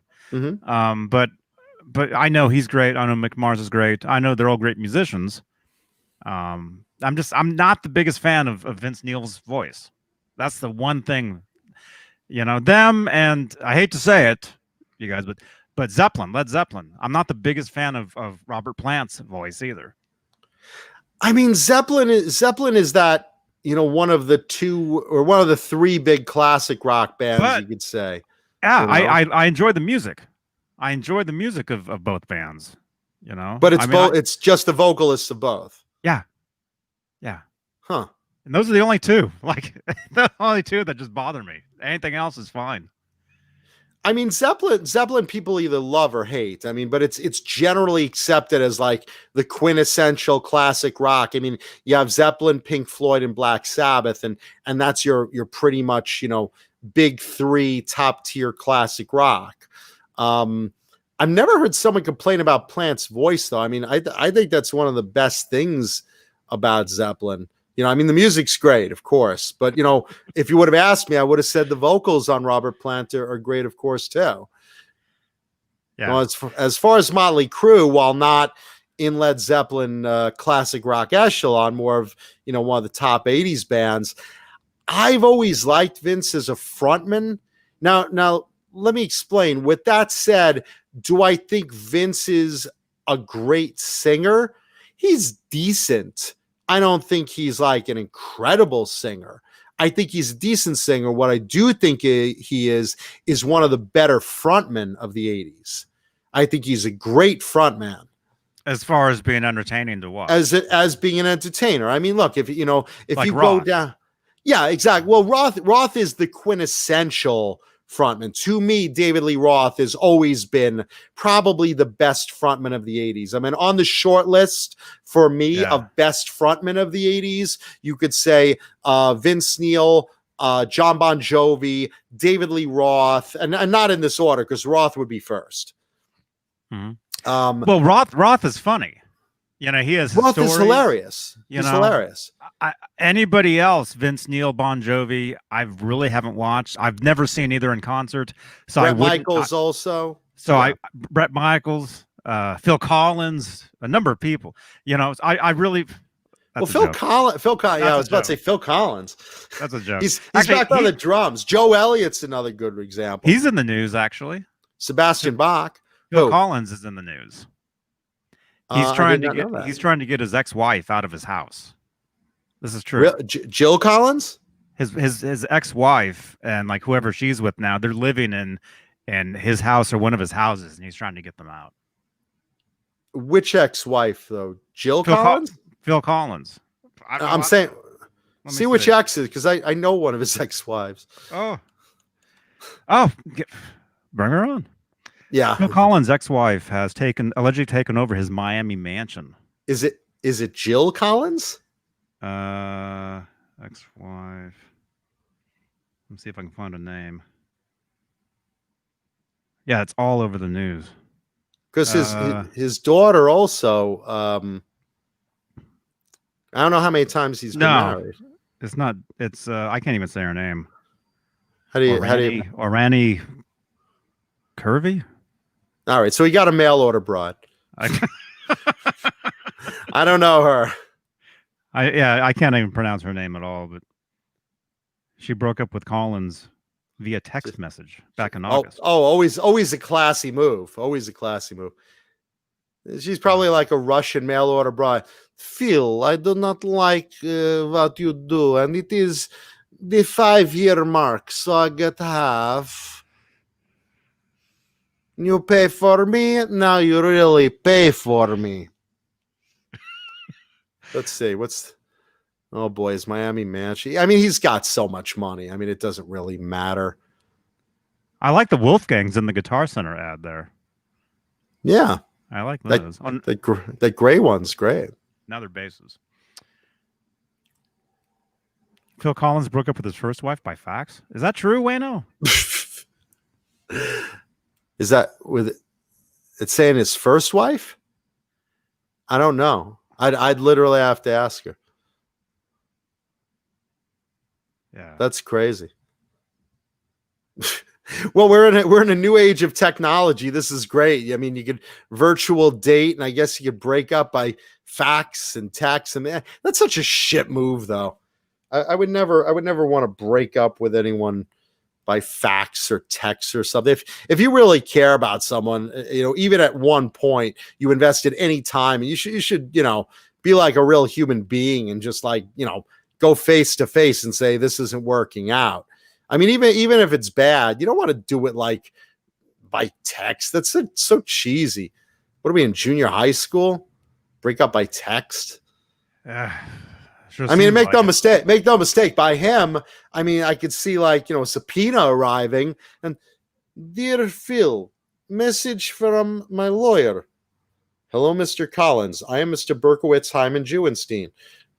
That's a lawyer. I could see where that would work, but yeah, you don't break up by that. That's just stupid. I wouldn't, at least. You could send each other nasty texts in a fight or something, but like the actual breakup, that should be face to face. Yeah, well, you never saw Star 80. That's a movie that I've seen. Star 80. That sounds familiar. Yeah, that was the movie about the Playboy playmate that her boyfriend manager murdered her. They're breaking up. Don't do that either. Definitely that. I mean, there are better ways to break up than that. I mean, you don't have to kill the girl. I mean, geez, a simple talk will usually work out, even if it's not polite. It's Well, don't kill them. That dude was insane. What's his name from Eric Roberts? Yeah, I played him in Star 80. Yeah. It's a great movie. I think I saw that, but I saw it years ago because I recognize the title. I don't remember it, but I recognize the title. Yeah. Well, Phil Collins, you're about to lose half again. Every time these guys get divorced, they lose half. Do you notice that? Mm-hmm. Paul McCartney, Phil Collins, they keep getting married and they keep getting, you have half, then half of half, then half of a half of a half. And it's like, just stop getting married already. Just stop it. Or don't have anything. Yeah, or get ready to be homeless. I can feel it coming in the air. Some guy hand him $1 in a box. Thank you. He's on Skid Row, living in a tent. Mm-hmm. Yeah, Bent Tom. Yeah, Dorothy Stratton. It was a movie about Dorothy Stratton, the Playmate, and yeah, Paul Schneider. That guy was insane. Yeah, it's a good movie. It's a good movie, and that's one I've actually seen. But yeah, that's why you don't want to break up in person sometimes. Well, you just don't kill them. How hard is this? How hard is this to restrain yourself? Just say, hey, it's not working out. Thanks for the memories, and just go. Don't start killing anybody. Jesus. Oh, wow. Poor Phil Collins. So yeah, drummer wise, frontman wise, going full circle here. Now that we've lamented about poor Phil Collins' upcoming extra divorce, another one. Phil, if you're watching, stop this. Yeah, Phil Collins, if you're watching, we love you. Yeah, we love you, man, but just stop doing that. Just stop it. Thank you, Janice. Yeah. I posted on Johnny Beane TV Facebook a video that just happened to pop up in my feed last night of one of these shows from 4 years ago. Like if I would have posted it tomorrow, it would be exactly 4 years. But wow. it was a good show. It was me and Nesdal and that guy I was talking about, Joe Wentz. Oh, right. He was in there as well, and that's back when things were good. So wait, what are you saying, Johnny? Well, I mean, I don't hear from those two guys anymore. That's what I'm saying. Oh, okay. So it was good old days, but today is the great new days. Yeah, today we announced a Halloween costume contest. We're in a golden age of the Johnny Beane TV channel where podcasts and webcasts, and we have bigger audiences and TikTok. Yeah, Rico B in the house now, and Neanderthal was not sure if he can make it in today. He has a personal issue with his day job on the radio station, so that was today. So we hope everything's going well with that little situation that arises. Let's see. So we were talking good frontman. I mean, being a good frontman doesn't necessarily mean you're a good vocalist. I mean, again, David Lee Roth, not a great singer, but the man is entertaining to watch. He's talking about anecdotes between songs. He's giving really good stories, and he's jumping around and doing kung fu things and sword dances and things with the microphone and flirting with the girls. And he's an entertainer. Paul Stanley, also a great entertainer. John Bon Jovi, great singer and great entertainer. These people know how to work the audience in the palm of their hands. Bret Michaels, great frontman. I personally think he's one of the best frontmen of the 80s. Mick Mars, Vince Neil, thank you. Great frontman. Not necessarily the best singer. I mean, you don't all have to be Jeff Tate to be a great frontman. I mean, there's a difference, between a great frontman overall and a great singer. Sebastian Bach is the full package. He has a great range and he's a great frontman. I mean, he's a presence on stage. He's an energy on stage. Steve Carmichael, great frontman. Steve Carmichael, theCarmichaelWorkshop.com. And hey, I'll be right back I just noticed it's dark out, and I got to go shut the flap. So, The flap. Yeah. The, for the chickens. glory hole's closed for the evening. I That's it. All the truckers. All right, guys, we're done for the night. We're done for the night. No more glory hole. Be back tomorrow. Drink Bang energy drink. Bang energy drink. They love when we mention glory holes. Yeah. Any day now. Any day now. I'll be right back. Yeah, so we could talk about frontman while Johnny's tucking in the chickens. Steve Whitman of Kicks, another great frontman. Yeah, and again, a lot of people don't necessarily know him. You know, if you haven't seen Kicks live, by the way, you've really missed out a treat. You know, let's see, Wayno brings up David Lee Roth pointed to his Jack Daniels bottle and said, "You bet your ass this is real. This isn't Quiet Riot up here." I mean, I wouldn't want to slag another band, especially Quiet Riot was a good band. But yeah, I mean, Van Halen is Van Halen. You know, if you're looking at amazing frontmen, let's see, Bruce Dickinson. Here's the thing about Bruce Dickinson. Iron Maiden's incredible. Do I think he's an amazing frontman?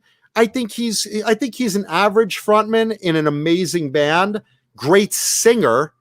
But the thing about a frontman that catches my eye as being an entertainer, Paul Stanley does so many things. He does dance moves, he's doing tricks, he's doing all sorts of things. A Kiss show is a really entertaining show.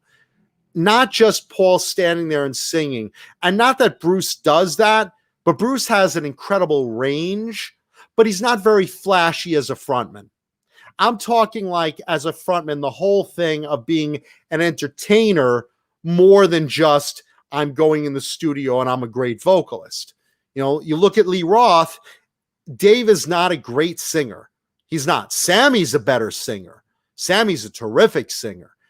But which is the better frontman for the band between David Lee Roth and Sammy Hagar? I know it's the age-old argument. My vote as better entertainer goes to Roth. I mean, he's the quintessential Jim Dandy. You know, that's the whole thing about it. You know, you look up, Rat. Stephen Pearcy is a good frontman, not a great singer, but, you know, a great frontman. Ozzy is great in the studio, and he's a great frontman, but like in a weird way. You know, you just kind of like amazed that he's kind of, you know, doing all these goofy childlike things. He's not like David Lee Roth throwing kicks and cool and like, wow, I really want to be David Lee Roth. You know, he's Ozzy, and you love him because he's so lovable. He's a little pudgy. He's always smiling and bright-eyed, and, you know, he's kind of running over here. Hey! And he's throwing confetti over there, and he's throwing water over here, and then he runs over this way. I love you all. He's just lovable, you know, kind of like a giant toddler with a really good talent, you know. Ozzy's just amazing, but he's not amazing in the way Lee Roth is. He's not that energetic, super cool for looking super cool. Ozzy's just cool because he's, again, just kind of like interesting. There's something about Ozzy that's just lovable. Dio was a great frontman and a great vocalist.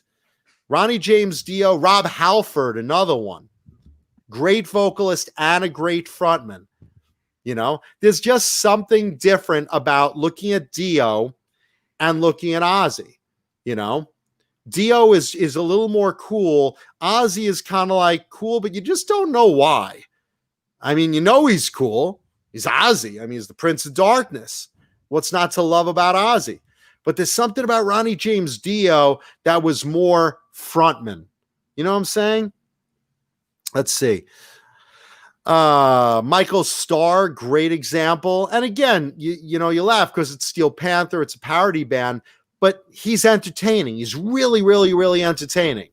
You watch him, he's energetic and he's running around and he's doing cool things and he's connecting with the audience in an entertainment way that, again, guys like Vince Neil do, guys like Bon Jovi do. Tom Araya, another good example. Let's see. Jeff Scott Soto, sure. Renus Pinkel says it's L. Roth now instead of David Lee Roth. I don't care what he wants to call himself. You know, it's whatever it was. You know, I didn't know that was all his artwork. You didn't know that was his paintings? No, I just thought it was stuff he was just putting out, like somebody else was doing it. But I saw that CBS This Morning. Oh no, with him, and he does that. Paul Stanley does that. Steven Tyler, great example of a good frontman with a good vocals. So he's also the whole package. And what's mind-blowing about Tyler is like a big kid. I mean, literally like the energy of a big kid. He's whatever, 70 something. I don't even know how old he is. And he's like swinging from poles and trapeze and jumping down and running around. There's something about the way a frontman connects with the audience. You know what I mean? As an entertainer, that's different from just being a singer, you know? Mm-hmm. Jason Newsted paints. I know his wife paints. I know she's an artist. Let's see. Pink with the acrobatics. I mean, Pink, not a metal act.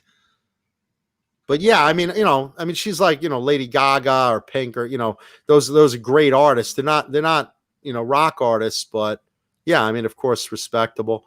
If you want to get into that, Madonna is a good example of a great, front person if you're going to go that way. But going back to the metal guys, not frontman. Yeah, not frontman. Alice Cooper. There's another great example. Alice Cooper is one of the best frontmen out there. Now, again, would you say Alice Cooper's an incredible singer? No, I wouldn't put him as any super special vocalist, but as a writer of songs, as an entertainer, as a frontman, the thing about a frontman is the relation you have with the audience. Front person, yeah. You could say Lita Ford too, or pick your favorite, but Alice Cooper has the audience in the palm of his hand, and then he's sprinkling spiders on you and doing that, he's a really great entertainer. When you go to an Alice Cooper show, your eyes are on him. You're not taking your eyes off, because who knows what crazy shit he's going to do, Mm-hmm. And again, Sammy Hagar is a great frontman, but he's a better singer. And if you compare him to Roth as which one is more visually entertaining, here we go. Following on the stage. No, I know. I said not to get into this, but and Gary sure, no, but fact is, Sammy's a better singer, Dave's a better frontman, Yeah, Dave has the stories. Sammy does too, though. Sammy has great stories in between songs.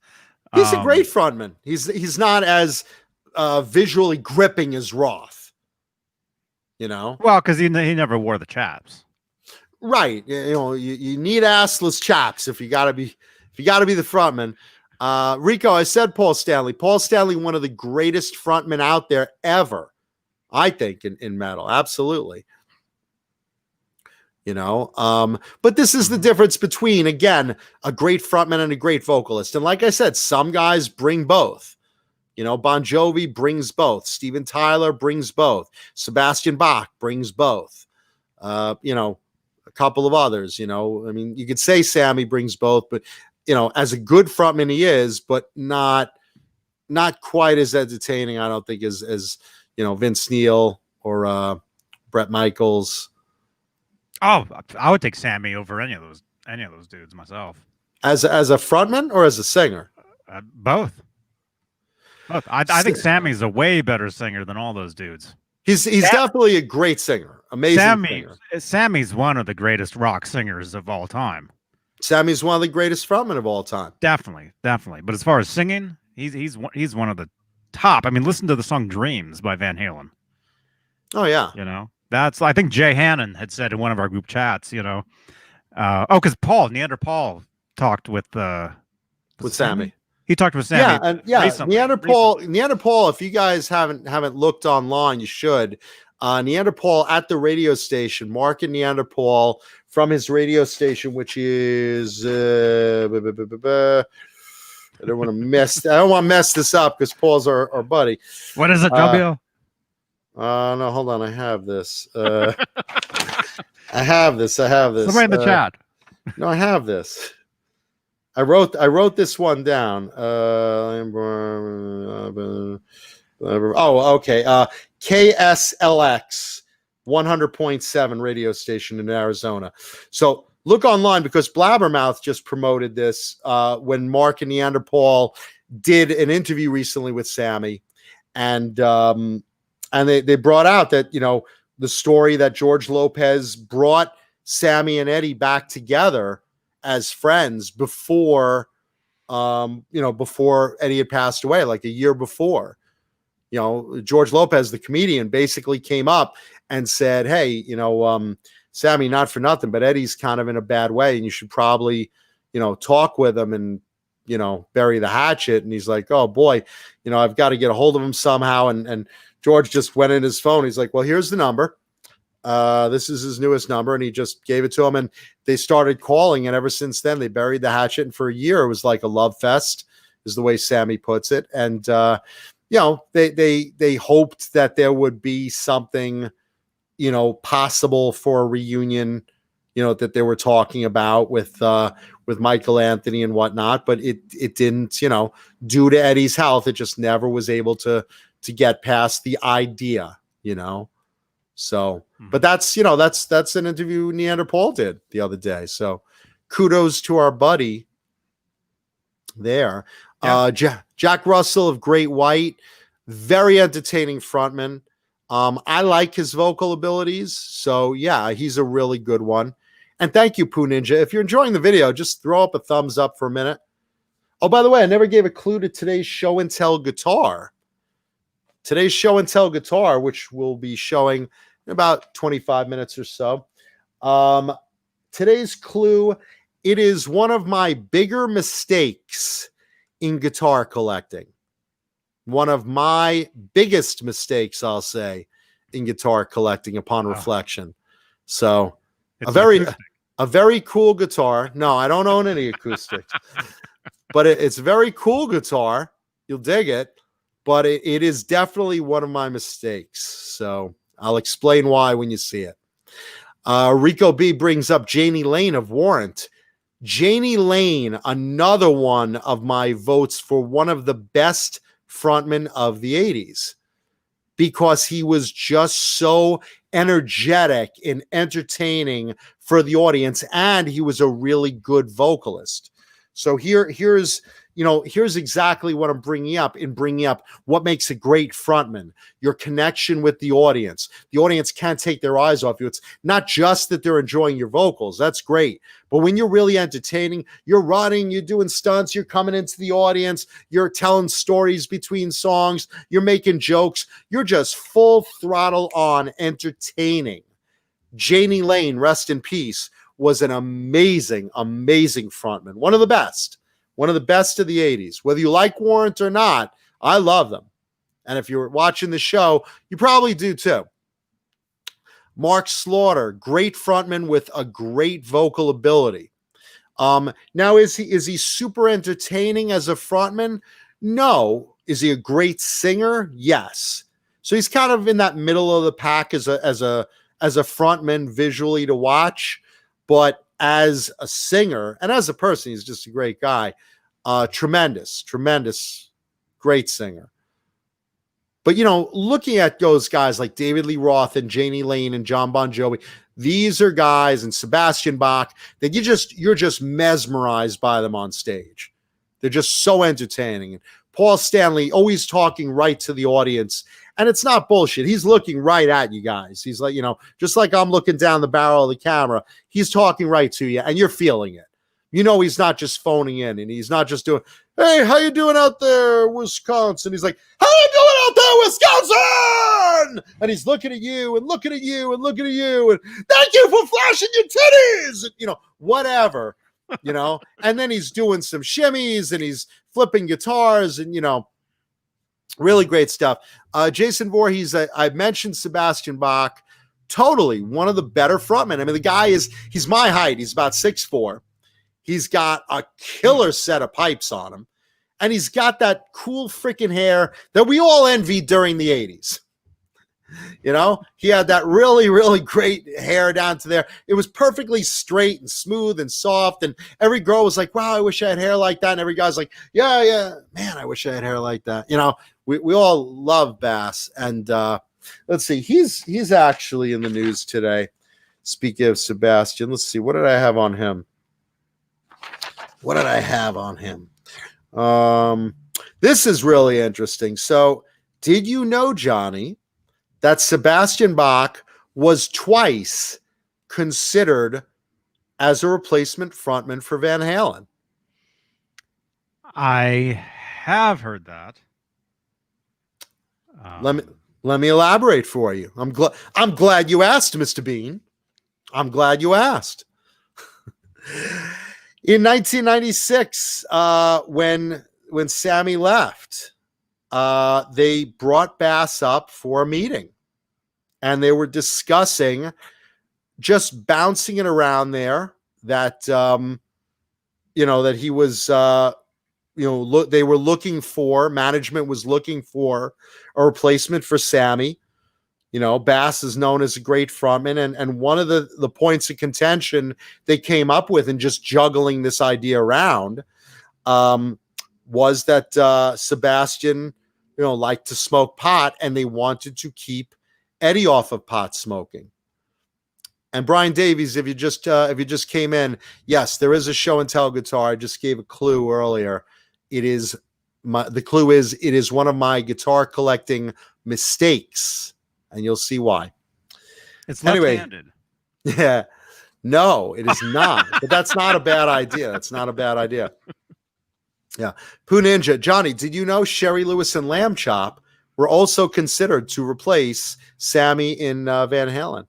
No, that's not true. That's not true, Pooh Ninja. I never knew that. I know. This is Main Street.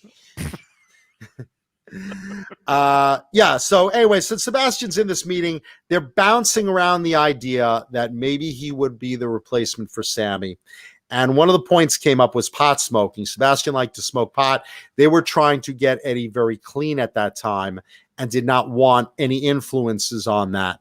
So that was kind of a turnoff to him. And he wasn't sure exactly if he was fully done with Skid Row at that time either. So that was another little contention they were bouncing around. But he was being considered for Skid Row, and they eventually, for Van Halen. As you know, they eventually got Gary Cherone. And in '99, after Cherone left, they asked him again. They were bouncing that around, and the rumors kind of got out. And they're like, hey, word is you're being considered for Van Halen again. What's the story with that? And he refused that idea at the time. He said, you know what? After Sammy and after Gary, the only person that should be fronting Van Halen is they have to fight and get Roth back. And I don't even want to be in that job. Mom? Oh, John, the woodpecker's back. I know you're on the air, but I got to talk to you. Yeah. No, that's Bill. That's Bill. Well, Big Bad Bill is Sweet William now. Actually, this guy, he is. He's a childhood friend of Eddie and Alex in real life. Oh. And he's calling me. Bill, if you're watching this, I'll call you back, okay? Yeah, if you're watching this, why are you calling? We're on the air. I don't think Johnny would mind. Yeah. So that was the story of Sebastian Bach in almost in Van Halen. I thought that was really interesting. That when he had that second chance, he basically passed on it in the idea that he really wanted to see David Lee Roth. Just as a fan, he wanted to see Dave back in the band. So he totally, didn't even consider that. So I thought that was very interesting. And another name that came up. This is interesting. I found this out today because he brought it up in an interview. Steve Perry of Journey I saw that. was considered, as well. was offered to come over and jam and see how they bonded with the rest of Van Halen when Roth left in 1985. They wanted to see if Steve Perry wanted to join Van Halen. And Steve thought about it, and he's listening to the music, and he's like, you know, I could do the arena rock thing. I could definitely write with them, and Eddie is amazing. He was really enamored with Eddie's ability and music, and he kind of wanted a piece of it. But then he was reflecting back on all the Roth material, and he's like, I honestly don't think I could do justice to performing that specific material live. You know? So there you have Steve Perry. And keep in mind, Journey is doing great. You know, in 1985, everyone knows Journey. You know, Steve Perry's doing his solo thing. They always have. Cherry. Yeah, I mean, you know, even over the years after he left the band, I mean, how many times, you know, have you heard, you know, Journey, Don't Stop Believing, and, you know, Just a Small Town Girl, you know, and every freaking movie has that song, you know. What was that? Rock of Ages, the play. That was like the main song. I mean, even, you know, decades later, you know. So it's like there is a guy of the caliber that could be in Van Halen. And, you know, again, like Sammy, here's another great vocalist. Well, the thing is, with Journey, you know, they were huge. And I think hearing Steve Perry over Van Halen music just might be kind of weird. I think the mix would be weird too. It's almost because they're too big. They're too big, and I hate to say it. I love you, Sammy, but Sammy wasn't that big when he joined Van Halen. He was big, but he wasn't. He was huge. I think he was at the right level to replace Roth. When I first heard the announcement of that choice of Sammy, I thought it was a great choice because I loved Sammy. And I thought he was like at that perfect level of famous, but not too famous, great vocalist, great frontman, good appearance. I thought he would blend in. Honestly, just like you said, I don't think Steve Perry would have been a good fit for him. I don't think Sebastian Bach would have been a good fit either, to be honest. Right. Because they're both a little too known. Like everybody within music, they know who they are. It's with Bach, it's not even that he's too well known.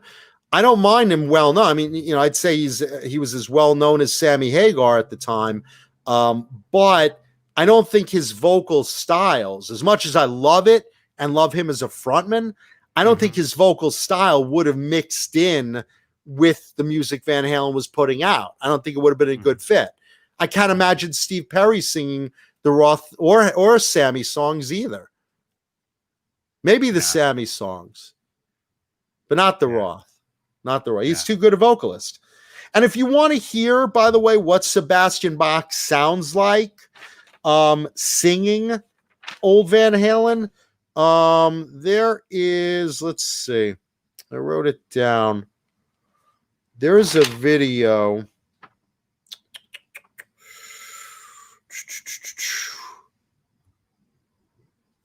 I wrote it down somewhere. There's a video online of the Steve Stevens band playing Hot for Teacher. And Sebastian Bach is sitting in as the vocalist. So if you go on YouTube and you look up Steve Stevens band Hot for Teacher, you'll see Sebastian singing that song. And again, as great a vocalist as he is, I don't think it was a good fit. And there's your chance to see what it would have been like him singing Roth songs in that video. So look it up on YouTube later. Let's see. I'm just looking in the chat right now. Bad Chef says Sam Kinison would have been a great Van Halen frontman. Yeah, hey, why not? Music Therapy Laz, I think Sammy blossomed with Van Halen without question. I mean, Van Halen's biggest hits were with Sammy. As a band, they gelled so well because there was no tension between Sammy and Eddie. They got along super well. They were both guitar players. They're both writers. I mean, Thunder Falcon brings up Daryl Hall from Hall & Oates. That would have been interesting, right? Johnny? Johnny? Johnny? Are you there? Oh, sorry, I'm here. I'm listening to Bill left me a message. Is he contributing to the great Johnny Beane Halloween costume contest that we initiated tonight?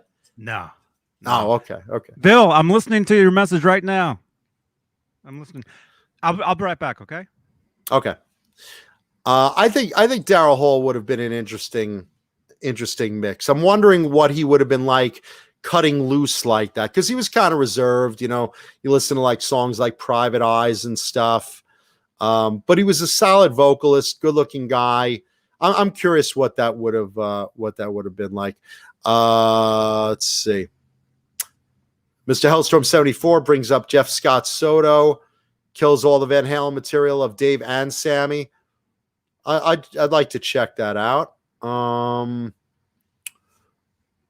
mean, there's a couple of people that could have filled in at the time.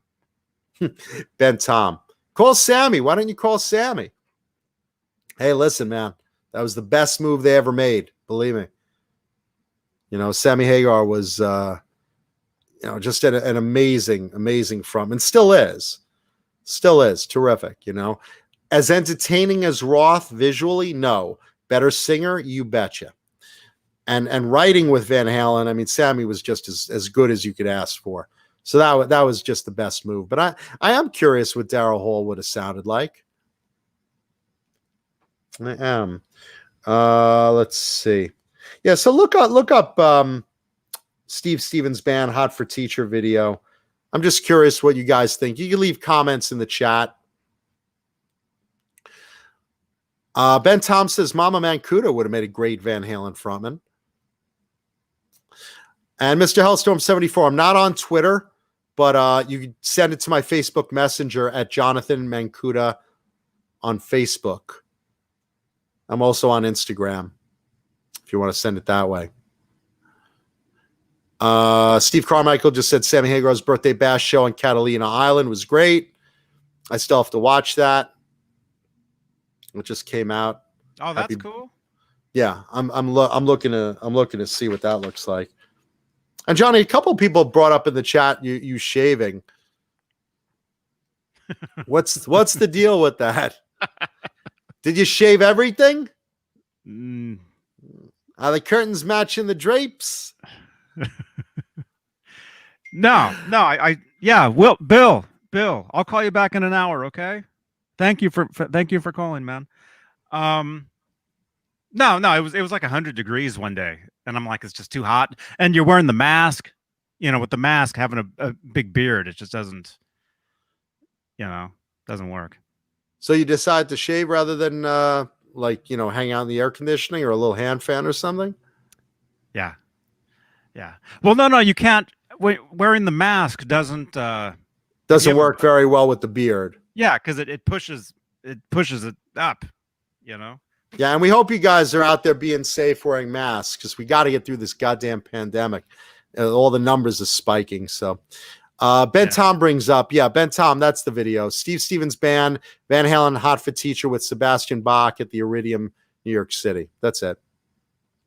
Bad Chev brings up Ted Templeton recently wrote that he wanted Sammy for Van Halen back in 78. Hey, listen, Sammy with Montrose and Sammy in his solo career, he was great. Even back then, he would have been terrific for Van Halen. If it didn't work out with Roth, I think Van Halen would have been just as successful with Sammy early on. Could have even been more. You never know. We'll never know. Anyway, rest in peace, of course, Eddie. I still can't get over it. I mean, every week I know we're talking about it, and on every show we're talking about it. But every day there's more and more and more tributes. And good, because every day I'm hearing from other artists hey, here's my story of when I first heard Van Halen. You know, Bret Michaels told a great story the other day about the first time he heard Van Halen at his friend's house, and he wanted to borrow the album. So he did, but it was his friend's older brother's album. And for a week, the guy just beat the shit out of him in school. He like hit him into the lockers and stuff. Where's my Halen album? And, you know, and he's like, even after I gave back the album, the guy was beating me up for like days, you know, until, just for taking it. He's like, I just wanted to borrow it, you know. Just some great tributes, and not even just from the music world. You know, I've seen, you know, other actors and comedians and everything. And then, you know, and then you got, you know, Dave Crosby. I didn't even know he died. Meh. Shut up, you turd. Mustache turd. Yeah, that guy, man. Yeah.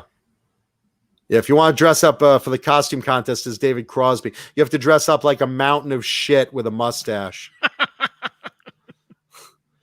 And we'll accept that in the entries. Or a giant dildo with a mustache.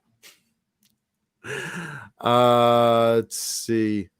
Robot Master Switch brings up Sammy was considered legit by the Marlboro smoking metalhead burnouts, so he made Van Halen harder. At least it seemed at the time. I don't know if he brought a harder edge to Van Halen. What do you think? Who? So, do you think Sammy made Van Halen harder as music, like a harder edge of music? I don't know about that. No, but he brought Van Halen a wider range of music. I mean, he brought an extra guitar into the mix, but I mean, I don't consider Dreams a harder song, you know.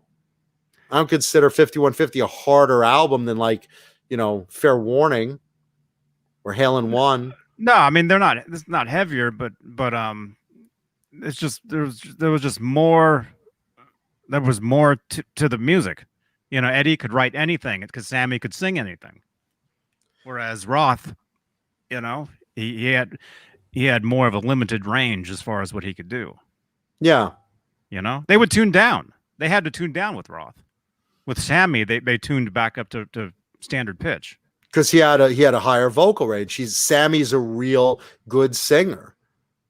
Yeah, Music Therapy Lasts is the same thing. I remember hearing Eddie talk about Sammy's higher vocal range helping him write music he couldn't write with Dave. And that's another thing. Mm-hmm. Sammy was more of a writer as well as a guitar player. He brought a lot to the table. Robot Master Switch brings up Sammy was a notorious beaver hunter and party guy. As a fifth grader, I thought that was a plus. Both Sammy and Dave were notorious for hitting the audience up for groupies. I mean, you know, come on, Dave had rewards going out for, you know, all the people that were getting backstage passes. Whoever he slept with, you know, the roadie that gave them that backstage pass got $100 bill. So I mean, you know, they were both poonhounds. I mean, that's part of why you get into a band in the 80s, you know. I mean, everyone admits it, you know. I mean, they're all like, you know, why are you getting? Oh, it's about the music. It's not about the music, you know. It's not about the music. You want girls. So many bands have admitted that. That's the reality, you know. Papa Blue, who's Ted Nugent fighting with? Rewind the video. It's Tommy Lee. Another fun rock and roll feud. Yeah. So, all right, let's see. We'll do show and tell right now. We do have some more interesting music news coming up. More about Eddie Van Halen, Ace Frehley and Bruce Kulick in the news. Metallica in the news. Slash in the news. Guns N' Roses in the news. Stephen Pearcy of Rat in the news. And a very funny airline story in the news that I will tell before the show ends. So stick around for that. But right now, it is time for our weekly show and tell guitar. And I gave a clue that today's show and tell guitar would be of one of the biggest mistakes of my collection. And I didn't elaborate on that, but you'll see in a minute exactly what I'm talking about. Before we do, let me just point out our sponsors Swiss picks. We hope you give these a try because they are amazing grip, and a lot of rock stars are getting on board with these. I believe Phoenix Vanderweeden just got sponsorship from them, among many others. And of course, Bang Energy Drink. Delicious Bang Energy Drink. Thank you for appearing on our show. Ah, there it is. The sound of Bang rearing its head. Anyway, today's show and tell guitar. I've talked about this before.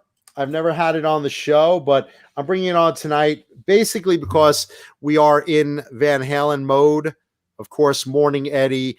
Every day, you know, I think about Eddie. I think I read all over the internet endless tributes to Eddie Van Halen, and rightfully so, because it affects all of us.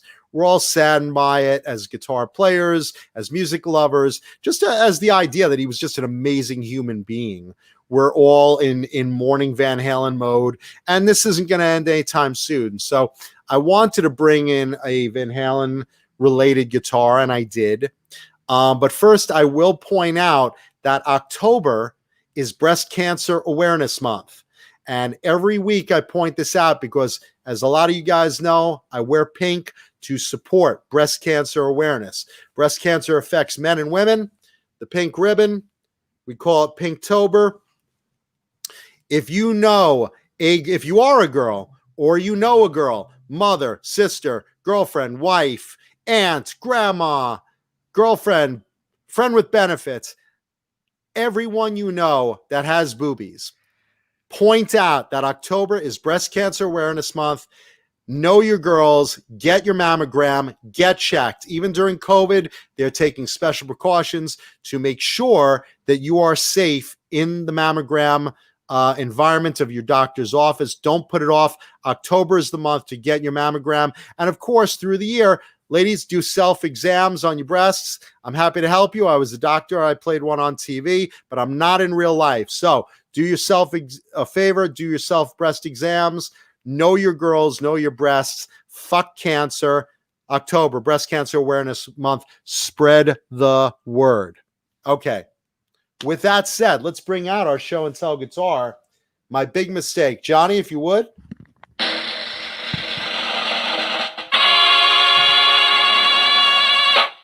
Look at that thing.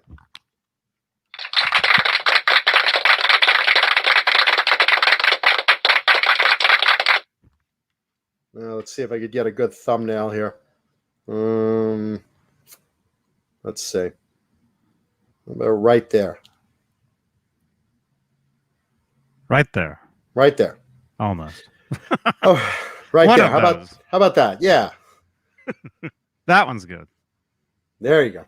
Okay, so this is a very early Rhoads. This is an early 1984, just after 1983, early 1984 Rhoads. Now, you're looking and you're saying, wait a minute, Mancuda, I thought you said you brought on a Van Halen guitar, something to do with Eddie Van Halen. Yeah, as surprising as it is, this specific Rhoads has history with Eddie Van Halen, and I'll tell you why. Eddie used to do, well, let me first tell you about the guitar itself. So you have a 1984 Jackson Rhoads, San Dimas, made in the USA, ebony board. This is like a pearl. It's almost a pearl red. It's red with a little bit of a pinkish hue. Kind of a ruby pearl metallic. If you really get close to it, you can see a little bit of the sheen of the guitar. And as a PAF in the neck and an EMG in the bridge, this is a hardtail. I personally prefer the hardtail Rhoads. And again, you know, probably because it was really what Randy Rhoads played. It was the traditional look of the Rhoads. And I like a hardtail.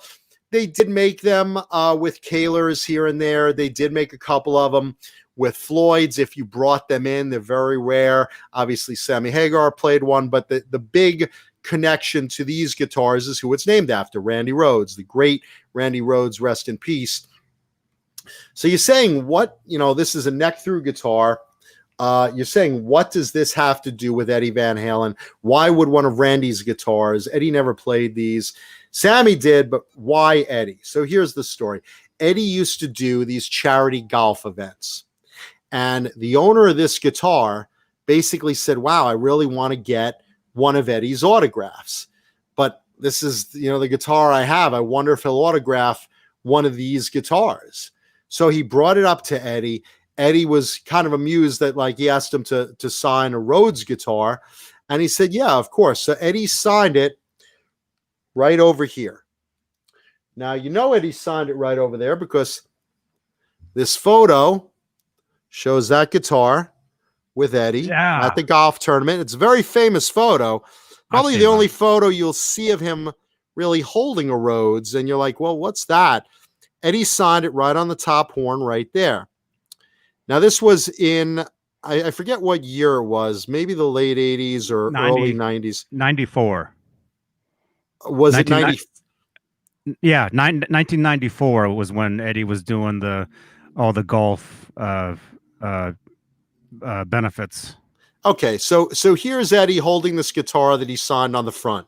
Now, you may notice on the front, where's Eddie's signature? Where, Mancuda, is Eddie's fucking signature? Eddie Van Halen signed the guitar. You look there. If you look close on the photo, it's real obvious that it's right fucking there. Can you see it, Johnny? Oh, yeah, there it is. There it is. There's Eddie's signature in gold ink right on the front. So, Mancuda, what the fuck? Where's Eddie's signature on that guitar? Well, as it turns out, Eddie signed it twice. Eddie signed it on the front, and Eddie signed it here on the back, where you could see it. Let's see if I could get it at the right angle that you could read it. Can you see that, Johnny? It's a little hard. Maybe that's better. Other way. Flip it up. Yeah. You see it? Yeah. Yeah, I can see it. Yeah. Okay, so it's signed by Eddie. It's signed specifically. Let's see, Eddie. It's signed Eddie Van Halen, and then he hand wrote the words Van Halen, and then wrote 1994 on under it, or 94 under it. So it's there. He basically just signed it, Eddie Van Halen on the front over here also. Stupid Mancuda decides, hey, I don't need it signed twice, right? Oh, no. Uh-huh. Yeah, I don't need it signed twice. And I don't prefer guitars to be signed on the front. I had Eddie's signature sign and design on that Charvel I showed off 2 weeks ago. And that's on the front, but that's a whole art thing he drew. And, I have other guitars. Most I get signed are on the back. That's where I like a signature, because I don't want a signature, taking away from the look of the guitar itself on the front. That's just my personal preference. So I'm thinking, well, I don't need both signatures. Why don't I take some stuff and take off the front one? After all, it's not like Eddie's going to leave us anytime soon. Dildo. I'm a big fucking dildo. I wiped off Eddie's signature on the front, thinking, who needs it signed twice? So here I am in front of thousands of people admitting I made a huge mistake in not keeping it on the front as well. I should have. I have a fucking photo of Eddie holding the guitar where you can see the front signature. And even though it's still an autographed guitar by Eddie, and the signature on the back is way bigger and, better drawn in the whole 9 yards. And, he wrote the date on it and et cetera, et cetera. But with that said, for fuck's sake, I feel like an idiot for taking off the other signature that he put on the front, especially now that he's gone. Now I'm just like really, really miserable about it. But hey, with that said, I do have a vintage Rhoads that that Eddie signed and dated and took a photo with and blah blah blah. So I can't really complain that much, but it's still sticking in my craw as what the F was I thinking? Who knew? So there you go.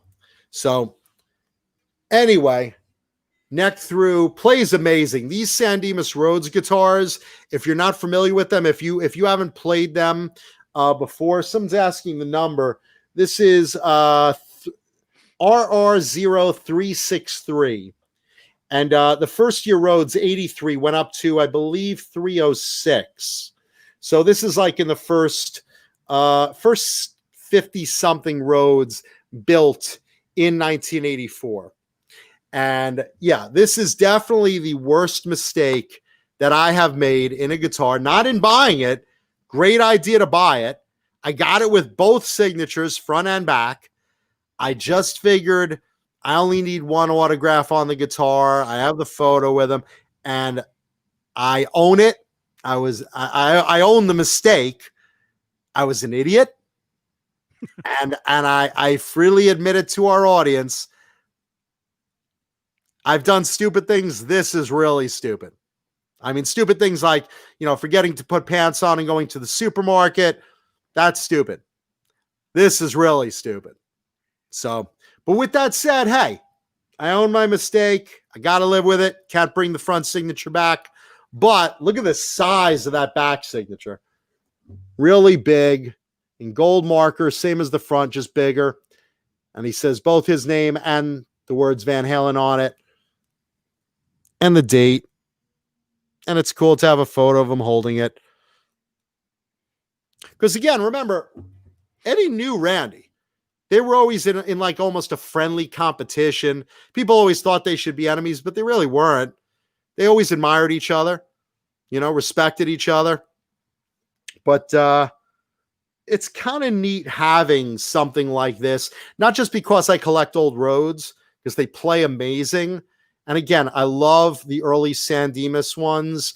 They were made so good. They're so solid. The ebony, and it sounds great with the MG, whether you like it or not, I do. This one's kind of wide, but it's flat. It's really kind of thin, which I like. I like a D-shaped neck, personally, preferably, if you can see how thin that is. And the neck through on these were so solid back in the San Dimas days. And it's a really unique color. Like I said, red with almost like a pinkish hue, like a ruby, kind of really unique. Ebony boards on these customs, fantastic. So freaking solid. And I love the hardtails. So great playing guitar. A lot of history with Eddie. And like I said, you guys have seen that photo in magazines and online and whatnot.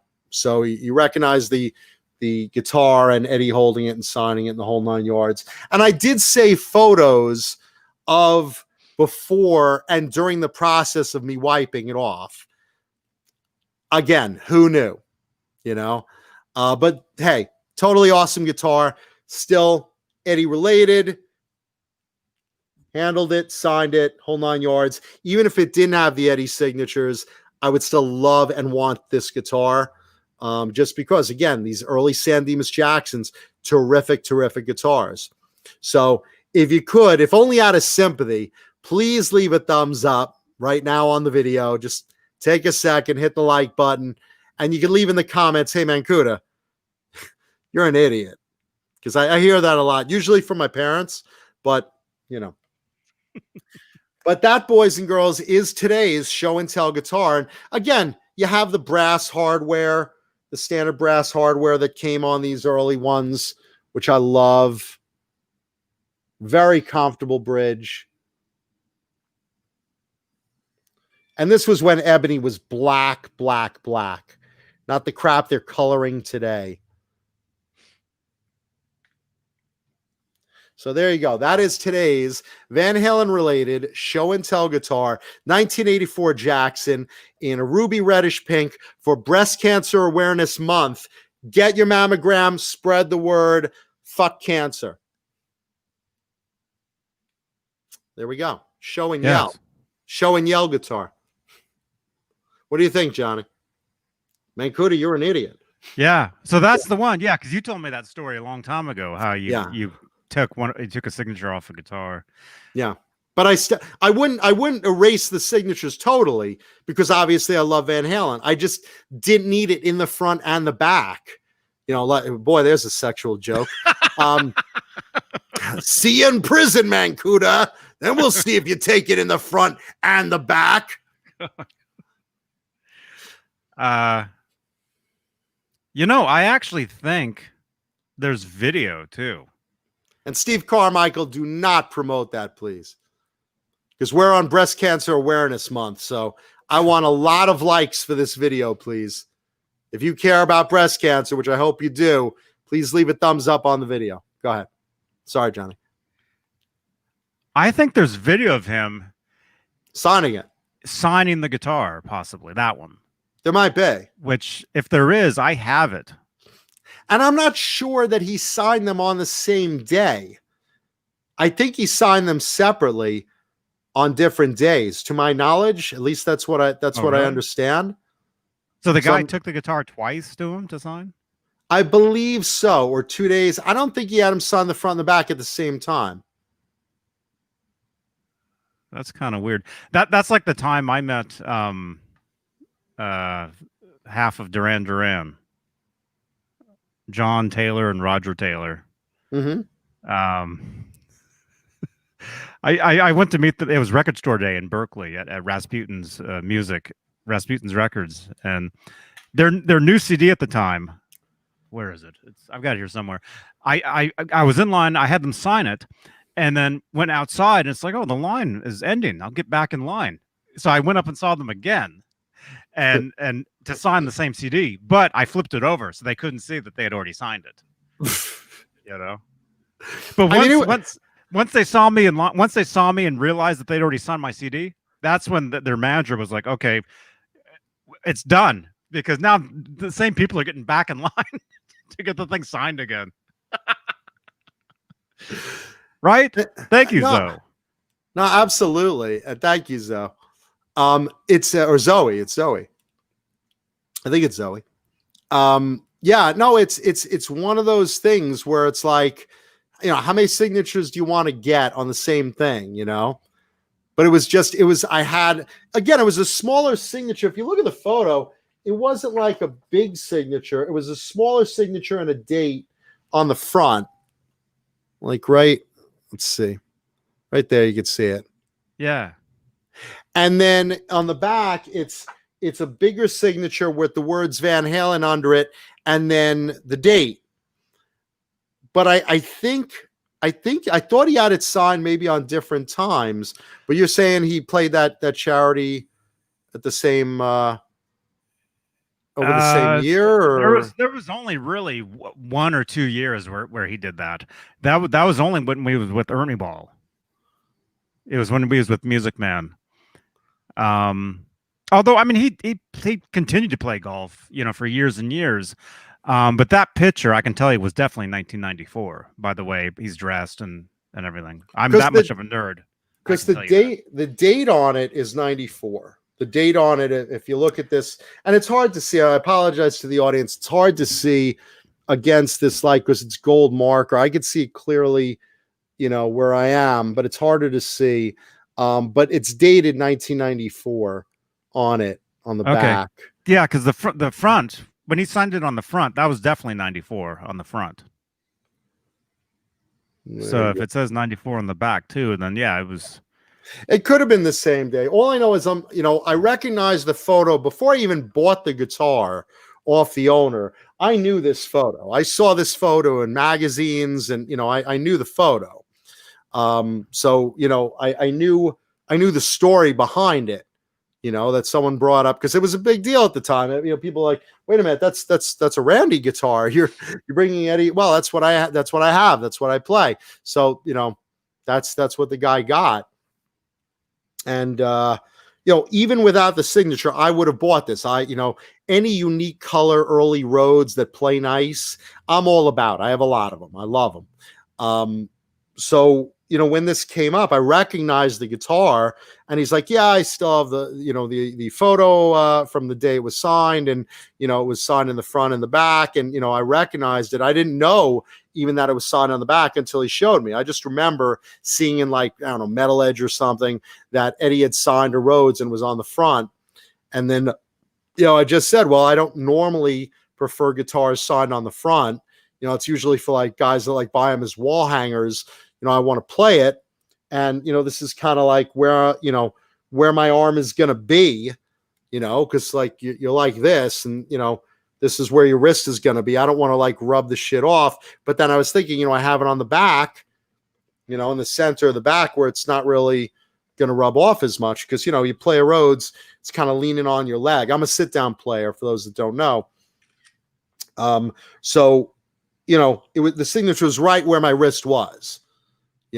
So I didn't see anything about it that I'm like, well, I'm not making it an unsigned by Eddie instrument. I'm just, cleaning up the front, and the front will look pretty. And then when people ask, hey, don't you own that signed Van Halen Rhoads? Yeah, I do. And, here's the big signature on the back.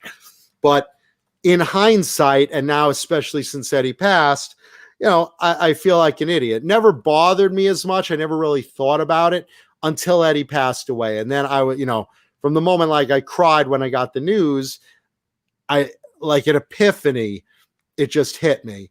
And I was just like, oh man, shit.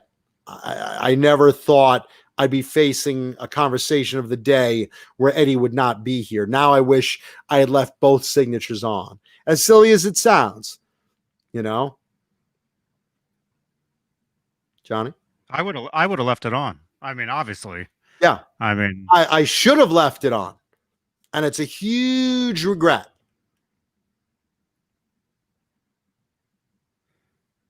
And I like I said, I even took photos of the process, because I remember being on one of the Jackson forums and being like, hey, here's what I did. Yeah, I know it's going to shock everyone that I removed the Van Halen signature on my guitar, but don't worry. It's still a signed by Eddie guitar. It's just signed on the back now. And it's like, people didn't make a big deal out of it as much back then, but now it's like, I just have a lot of regrets, being that, I know I'll never have a chance to ask him to sign another guitar, or, or things like that. Or the idea that, in that photo, you could see the front of it was signed, even though I saved photos on my couch of it signed. And, I made a whole show of it. I saved, a photo of the turtle wax, remover, and, so I didn't hurt the paint. And, and now I'm just like, holy shit, what a fucking idiot, But here we are, still dig the guitar, still a well-known guitar, and I'm happy to share it with our audience for Breast Cancer Awareness Month. So please take a second, leave a thumbs up, leave a like on the video. We appreciate it. And leave some comments, because we do reply to comments on the videos. And we really appreciate it. Leave comments on playback. Subscribe if you're brand new to this. We got 94 watching live. And so it should be easy to get 94 thumbs up. We're at 73 now. I'd appreciate if we'd be at 94. Just in the name of charity that I stand 93. up for. In the name of charity that I stand up for, which is breast cancer, among others. And thank you for all the kind words in the chat. The chat's basically saying, hey, Mancuda, don't sweat it and stuff. But you know what? This is my albatross to bear. And like I said, being sad about losing Eddie, and all the thoughts that that I have every time I hear a tribute, every time I hear a song, just when I'm laying down, I think about, wow, we lost Eddie. It affects us all. I know it affects us all, because every day I'm on Facebook scrolling through, everyone and their mother is posting one of two subjects, politics or Eddie. And while I scroll past the political ones, the Eddie ones, I'm amazed and thrilled to read some of the great ones. By the way, if you haven't checked out my Instagram, I posted some cool Van Halen related photos and stuff on Instagram over the last 2 weeks. Some things you might want to copy and paste. So that's Jonathan Mancuda on Instagram. Nice. Cool Eddie tributes. And thank you to everybody that followed my my EVH Instagram. On last Saturday night, I was saying I only need like 40 more followers, and I'm at 10,000 followers. And literally the next day, I hit 10,000 followers. Nice. So, thank you, everybody. And yeah, that's EVH Gear Live on Instagram. That's my EVH fan page. Yeah. Well, John. I mean, hey, I mean that's great that you have a guitar signed by Eddie, because not everybody does, and particularly a good friend of mine, who, if you watched the show on Friday, he was on with us. Right. Oh there. Yeah, the Mike Gutierrez. Yeah, that's his guitar. The contest winner. Right there. He tried to get that thing signed for 30 years. I don't understand. I'm still not comprehending how he never got that signed. Every time. That's the first thing I would do. Every time he tried to get it signed, he said somebody would always get in the way. Somebody would get in the way, or Eddie would tell him, he's like, hey, he can't sign. Like, he was under contract with like Peavey, and he couldn't sign other guitars of other brands. But you know what you do? This is what, and yeah, Cobra Kai, I'll be talking about that in the news. This is what I always do when someone's in that situation. If I go to NAMM, and make no mistake, you know, I'm friends with a lot of artists. I don't usually like say, hey, can you sign this? Can you sign? I'm not a big autograph guy personally, but sometimes it's kind of cool if you have like a certain rock star's guitar to get something, either a written document or some part of the guitar signed. I usually like to get one of the cavity covers signed, and I put it on the inside of it so it doesn't wear off or something. So I take, like, let's say I was having Eddie sign a Kramer like that. I would take off the rear control cover and bring it with me to NAMM. I would bring like a silver paint marker. And if I ran into Eddie, or, you know, pick your artist of du jour, I would say, hey, can you do me a favor? Can you just sign this cavity cover? I'd have him sign it on the inside section of it, so that when I got home, I return it back to its guitar. And now the guitar is signed because its cavity cover is signed. And I turn it on the inside so that when I'm playing it, it doesn't wear off. Unless if I have it signed on the back, something like this, I'd probably have clear coated or something, but I'm not going to mess with it. You know, it's in a good spot. But on a cavity cover, you have it done on the inside and you just screw it back, and it's still an autographed guitar. And now the autograph isn't in danger of being rubbed out when, you know, it's against your body, you know? So that's what I do sometimes. I recommend that. You know, carry around trem covers of guitars you want to have signed, and say, okay, Lita Ford, I want her to sign the cavity cover to my BC Rich Bitch or my BC Rich Mockingbird. Okay, so you carry those specific cavity covers in your bag or whatever, and you mark them as, this is from this guitar, this is from this guitar, and when you run into Lita Ford, hey, can you sign this? This is on my Mockingbird. And this way, they're not in violation of a contract like Eddie would have been if he signed a cavity cover. There's no violation. You're not signing a guitar. You're signing a cavity cover. Who knows where it'll end up, right? Yeah. Yeah. Although, look at that. He signed to Jackson.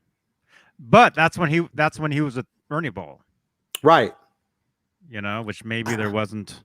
And again, I don't know of any other Jackson that he signed. I mean, I'm sure they're out there, but I know this one was in magazines as such a unique thing. Hey, Eddie signs Randy's guitar model. You know, it was just kind of unique, and, you know, at the charity event, so there were a lot of photographers there, and, you know, it was kind of a neat thing. You know. And here's actually a really nice picture I just found of him in Las Vegas holding an autographed Ernie Ball. There you go.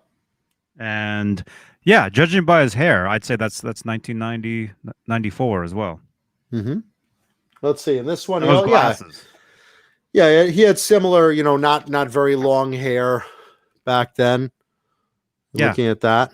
In between the live record and in between Balance, his hair was kind of shorter and longer, and then it was like really short for Balance. Yeah, and Zoe Buttercup brings up, aren't the guitars that start off at 10,000 pre-signed? If you're talking the artist series, the ones that he's played for one song in concerts, those are hand signed after he plays the show, and he plays a song with it.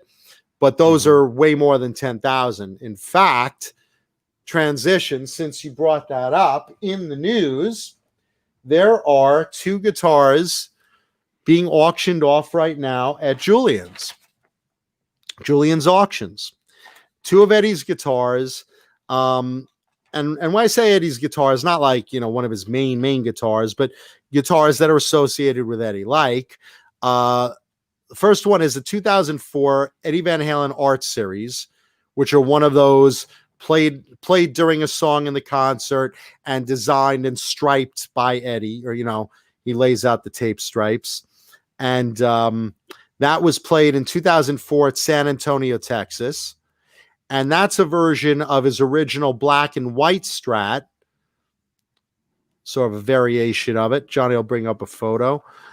And then the other guitar is a red, white, and black Strat made by Eddie and one of his techs in the home studio, and gifted to an oyster bar, an oyster house in Louisiana, that he played a song there, and they hung it on the wall.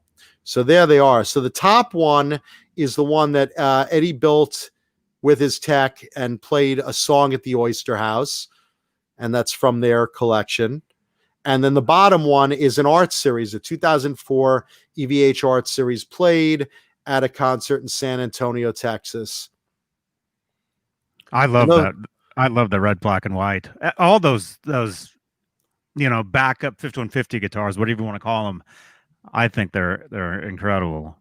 I don't even think it was one of the backup ones. I mean, I think it was just one that they, kind of built at home, and right. They had parts. Yeah, that guitar was definitely put together. You can tell by the Floyd Rose. That looks to be like a Floyd Rose 2, which I would say he wouldn't have used. And it's a pointy headstock, which not really a common, to a lot of the guitars. Mm-hmm.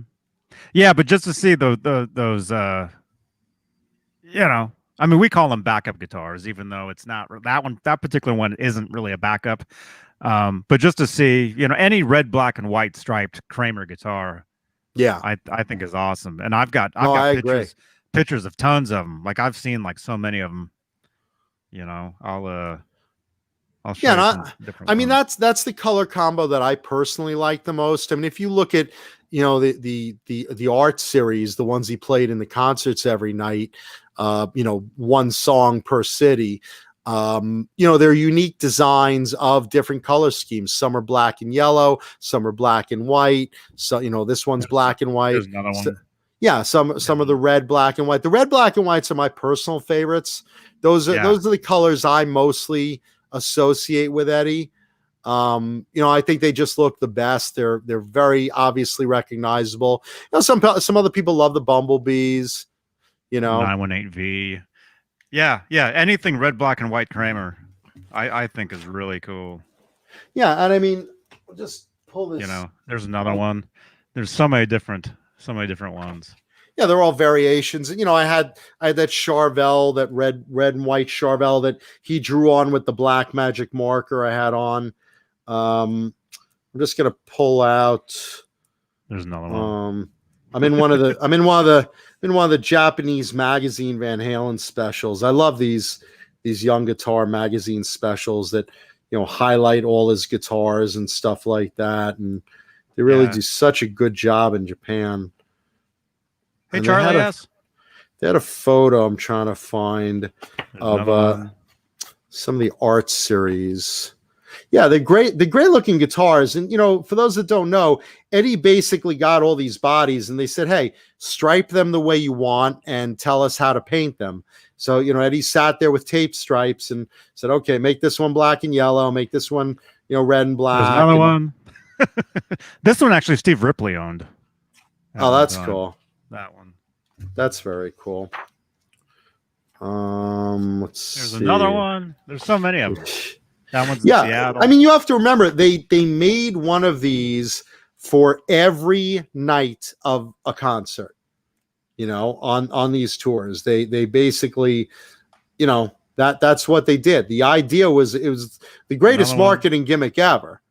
That every night he would play one song. This one had the signature rubbed off too. Oh boy, that's terrible. I mean, those you need the signature on the front because those are very specific to every show that he played. Every one of those has his signature, the date, and the location where a song was played on it. There's no one. This one, I believe, was actually owned by George Lynch. What's the color of that trem?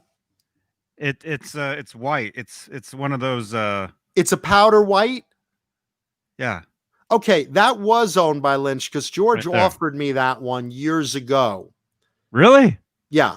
I mean, he wanted a fortune for it, but he asked if I wanted to buy it. What history do you know of that? I don't know anything about that one. I mean, I just know it looks cool.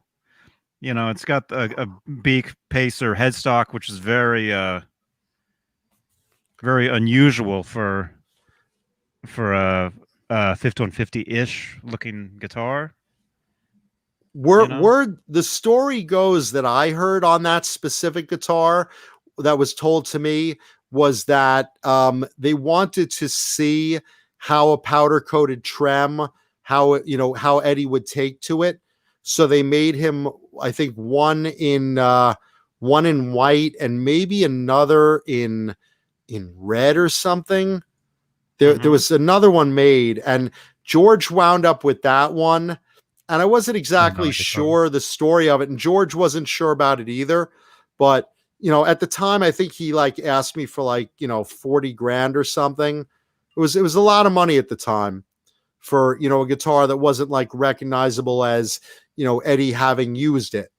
I wasn't sure if it was something they just showed to Eddie. Hey, we built this for you. What do you think? No, I'm not into it. Or did Eddie actually use it somewhere? There's another one. There's so many. And then here, let me show this page here because this is pretty cool. You could see this is some of the artist series from that particular tour. Those are all the 2012 tour. Yeah, those are all from the art different kind of Truth tour. Yeah. So this is like a little registry of, and you can see they all stay to that color scheme, black and yellow in some variation, or red and white, black and white, blah blah blah. But I think overall it's very cool to see a little registry of them like that. And now one of them is up at Julian's, and obviously I'm sure the price will be high because of Eddie's passing away being fresh. A lot of people want something signed by Eddie or played by Eddie, even though each one of those was only played for a song. The top one was they played a song at the Oyster House, and the bottom one was one of the art series played at a concert. One song played at a concert. But they're estimating them pretty high, and we'll see what happens. They'll probably get it because the money right now for something of Eddie's, even if he played it once or something, I can only imagine what my hand drawn on one is worth right now. Yeah, that's a cool guitar too. Yeah, I mean Eddie played around with it at his house and he hand drew all over it. I don't know of any he actually hand drew all over. Usually he taped a stripe and then painted the design. This one he did, it already was striped, and then he took a marker and you guys have seen it if you watch the show. So That's the one that I saw. I wanted to That's see the when one I you was play. eight That's the boys. one. Yeah. That's the first thing when Johnny crashed over after last NAMM. I said to Johnny, I said, "What do you want to see out of my collection?" And he said, "The first thing I want to see is that guitar that Eddie drew all over." And that was the first thing he said. And that guitar has other history too, aside from Eddie decorating it. Like I said, they used that neck to make those blood splatter Jacksons as the profile that Grover Jackson used to make those necks for that Grover Jackson Legacy series at Jackson Guitars. And there's photos of Grover with that neck, very identifiable because of the chips on it, holding it on the photos that came with every one of those guitars. So a little bit of history there. But either way, I hope you guys enjoyed today's show and tell guitar in the name of breast cancer. Hope you left a thumbs up, and I hope you'll remind everyone October, breast cancer awareness, mammogram, mammogram, mammogram. Take care of the girls because we love the boobies on the show. We love the boobies. Well, not on the show, but not specifically on the show. Yeah, I mean, if this isn't you Twitch. Yeah, if you know anyone with boobies, you got to tell them it's Breast Cancer Awareness Month. So,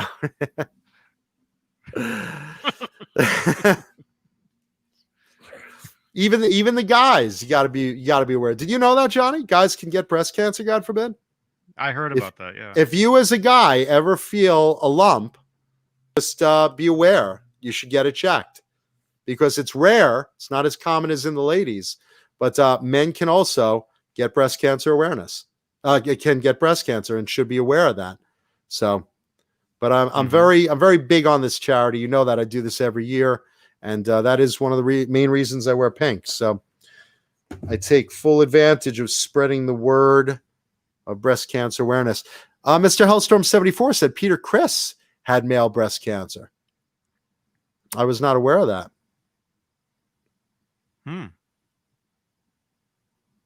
Yeah, it's very common, but the key is early detection. So get them checked because they can do a lot about it. My cousin also, breast cancer survivor. Many of my friends, breast cancer survivors. So absolutely. Anyway, so that's that. Let's get to some music news because we got a bunch of it. Got a bunch of fun stuff to talk about. Let's see. So we talked about the Van Halen guitar auctions.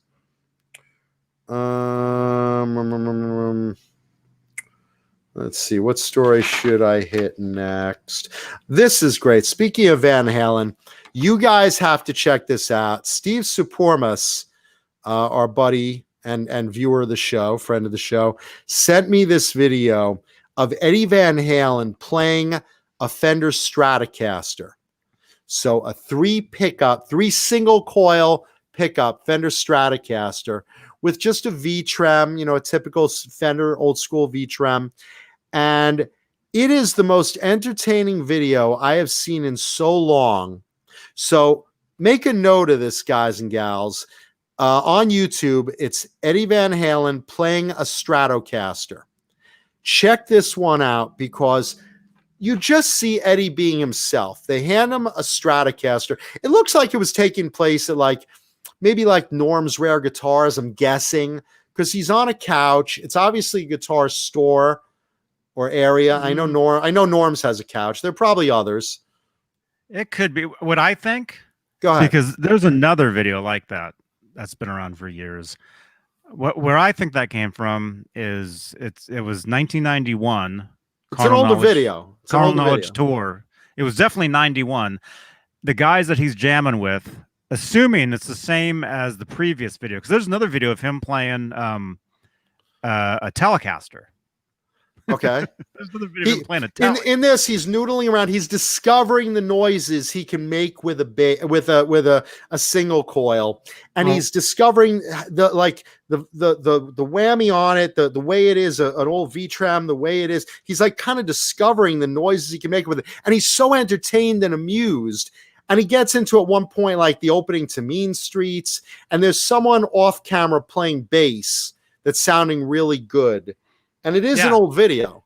Yeah, it's 1991 Carnal Knowledge Tour. And hey, Tessie Switch. Tessie. Hey, Tessie, if you wanna throw something into the pot, we are having the great Johnny Beane Halloween costume contest, and we're offering prizes. We're looking for a couple of sponsors. If you're interested, we already have a couple of cool prizes. Something to think about. Thank you. We love man. Tessie Switch. How are you, brother? Yeah, well, yeah. I'm wearing Tessie Switch. Yeah. Yeah. Because they make a killer product. If you guys need a kill switch, that's the one, boy. Yeah, Tessie Switch. That's who you want. You want a Tessie Switch, trust me. That's who you want. Yeah. Yeah, and yeah, as far as that video, it's definitely 1991. I think it's possibly backstage before a show, because there like I said, there's another video of him playing actually there's a couple of videos. There's one of him during a sound check playing a Telecaster, and then there's another video of him backstage, very similar to that video you're talking about, where he's playing I think he's playing a Black Music Man, which is his warm-up guitar. And the band he's jamming along with, they were called Baby Animals. And that was the opening band for that leg. It would have been 90. Actually, it would have been 92. He had the long hair then. He had the long hair look back then. Yeah. Yeah, it would have been early 92 backstage, I'm assuming. And the band he's playing with is Baby Animals, which their lead singer was married to Nuno Betancourt at one point as well. All I know is I got this video and I was so entertained because it was just Eddie really being himself and himself enjoying playing a guitar that he wasn't familiar with. And he wasn't familiar with the sounds of it and the abilities of it. And he was kind of, you notice how he was playing with he's like, ooh, look at that. Yeah. Ooh, this is cool. Wait, yeah. If I do this, check that out. And then he's just running with it. Well, he's played Strats. The one thing that he was amused by was playing a Strat with a floating trem. That's the one thing he it was like, it looked like a V-trem kind of thing. You never heard him pulling up on a bar. Yeah. He said, "Oh, I don't usually pull up." Yeah. The only time he ever did that was with the trans trem on the Steinberger guitars, but that's a totally different thing. You know, so that's what he was playing with was pulling up on the bar and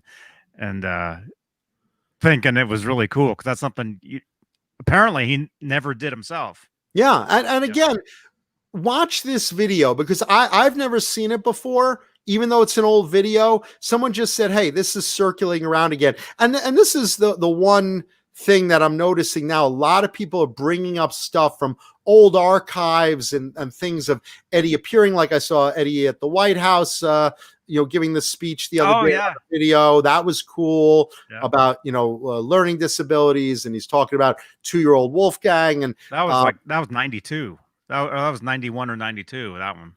Yeah, and these are things you probably wouldn't normally look up, but these little tidbits of Eddie history, like that Stratocaster video. I would. You would, and a lot of people wouldn't, okay. Yeah. But like, I probably wouldn't have stumbled across, I wouldn't have Googled Eddie playing a Telecaster. I'd maybe do a live show or a specific song, but the idea that I'm watching Eddie kind of discovering, I could do this, and then just running with it and making these great sounds, jamming with these guys on this video, and just looking at his face, that big Eddie smile, and having such a good time. I was just enjoying the hell out of this video. So I want the audience to just check out Eddie Van Halen playing a Stratocaster. And while I'm zipping back through the chat, I did ask Tessie Switch. I just put it out there if he wants to throw anything into the pot for our costume contest for the Johnny Beane channel for Halloween, and he said I might be able to come up with something. So in advance, thank you, Tessie Switch. And while I'm there, I might as well mention he just added some hip shot tuners and bridges to the website. So was it TessieSwitch.com? Is that Tessie's? There it is. Nightbot has it. There we go. Yeah. Yeah, and yeah, anything you order, use code JohnnyBean15 for For a little extra love. 15, is it 15% off? That's what I'm assuming. What's the percentage, Tessie? For our I think it's listeners, 15. your It's supposed audience. to be 15. JohnnyBean15. Yeah, TessieSwitch.com/shop. They'll take you right there. Yeah, and again, if you guys haven't seen a Tessie switch in action, there's videos out there. Check these out. Quality. That's what you're looking for. Good enough for pro players. Good enough for you. Yeah, yeah. And Van Halen wise, you really heard Van Halen use one on the, like, let's say the 2000s, is it 6, 7, 12? Those later tours. He really used the kill switches. Like on You Really Got Me and during his solo and stuff. And Tessie's putting out there to the chat, to the audience, and you guys could leave this in the chat right now or in the comments on the video if you watch it as a rerun. What Tessie branded product do you think would make a good prize addition for the costume contest? So let's hear from you guys in the audience. What Tessie product do you think would be really great to add into the pool? We're gathering up prizes for the official, the Great Johnny Bean Halloween costume contest. For those of you coming in late, you would dress up as any of the channel cast in real life or one of the honorary cast members, which are Gene Simmons, Mama Mancuda, or Wilfred Brimley. And there's a third, the third section of the contest is one of the animals, one of either Blue Rhino or Ned the cat or Ace the dog. So those are your three categories we'll be giving prizes for. One of our human cast members, one of our honorary guest members, and one of our pet guest members. And again, Cobra Kai is working on making us a lovely, and we really appreciate that, a lovely banner about the contest and the categories. And let's see, Tessie Switch also, aside from a prize, will be throwing a Tessie Switch t-shirt in with whatever Tessie product he is contributing to our prize hopper. So let's see, what Tessie product do you guys want to see in there? Let's see. Would you want a kill switch? Will you go through the Tessie Switch website? Let us know in the chat. Let us know in the comments. Would you want a Tessie kill switch? Would you want tuners? What would you want as a prize for the Halloween costume contest? The Great Johnny Bean Halloween costume contest of 2020. Let's see, Wayno says an LED kill switch would be a great prize. I agree. That would be my choice. Those are killer.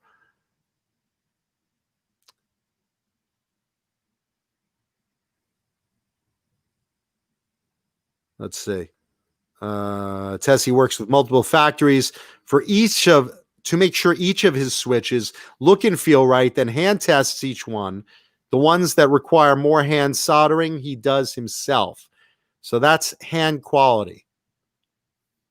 Wow. So Wayno says an LED kill switch would be a great prize. I think that would be killer.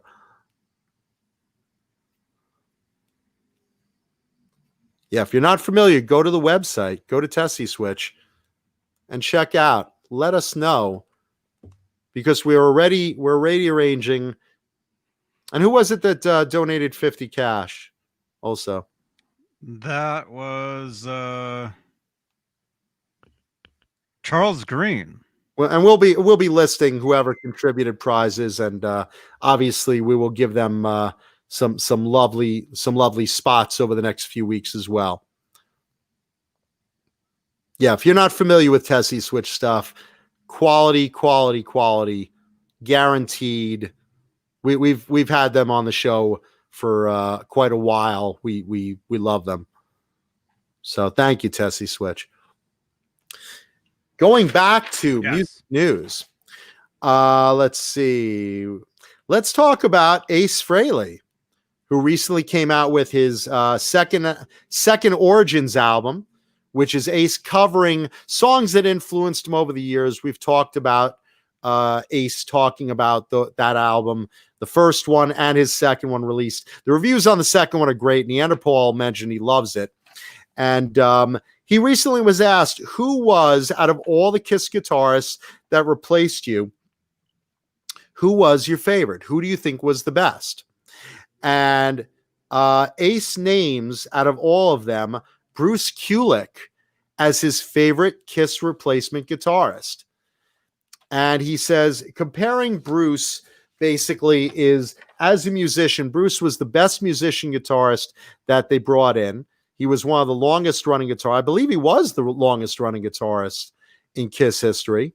Definitely the best writer, as well as he compares him to Tommy Thayer, who's in his makeup today. And he basically says, look, Tommy plays note for note, trying to do exactly what I do. He takes my makeup, he takes my moves, and it's not a personal thing against Tommy, because if Tommy didn't do it, Gene and Paul were going to hire someone to do it.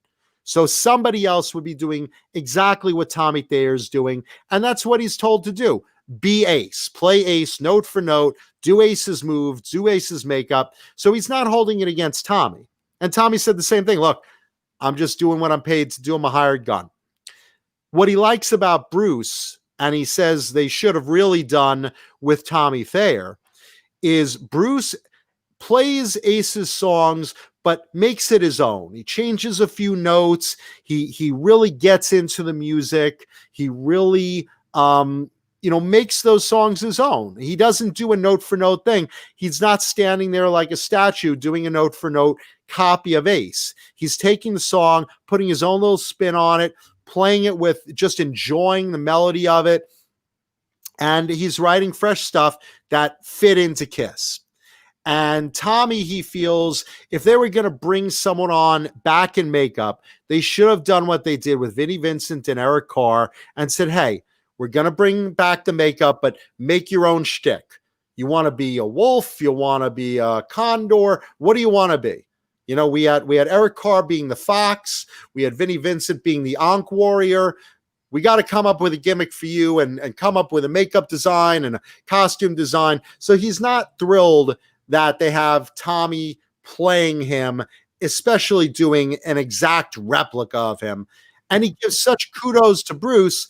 And again, I got to agree. We've talked about this on the show before. Bruce is an amazing player, an amazing writer in his own right. He's played with Union. He's played with, other bands as well. Right now he's with, who's he with right now? And he's done his solo stuff also. I'm having a brain fart. Bruce Kulick? Yeah. Who else is he with? He was with Grand Funk Railroad. Grand Funk Railroad. That's what I'm thinking of. Yeah. So Bruce is old school, really been around the block, and is a monster player and a hell of a nice guy. So that is Ace's personal pick for best Kiss guitarist since he left overall. And again, we've talked about on the show. I fully agree with him. And I agree with his assessment of Tommy. You know, Tommy's a great player. He was a good player originally in Black and Blue, and friend of Kiss, filled in for Ace here and there. But the fact is, he's told, he's paid, play note for note, play Ace exactly, be that character. Don't be yourself, be Ace, and that's what he does. Ace is not not happy about that. Mm-hmm. I know Bruce. Bruce is a hell of a guy, hell of a player. Yeah, I saw him at Guitar Center one time. Yeah, and you mentioned like he was reaching up for something to play. Super nice guy, down to earth, and I don't even think he realizes how good he was. Mm-hmm. Yeah, nobody knew who he was. Actually, it was only me and him and this woman he was with that were in the store. There was nobody else in the store. Probably his wife, blonde. Probably, yeah. Probably. This was some years back. It wasn't that long ago. But I looked at the dates of when that was, and it looked like Grand Funk had played a show in Sacramento like the day before, and he was like driving back to LA that day, is what it seemed like to me.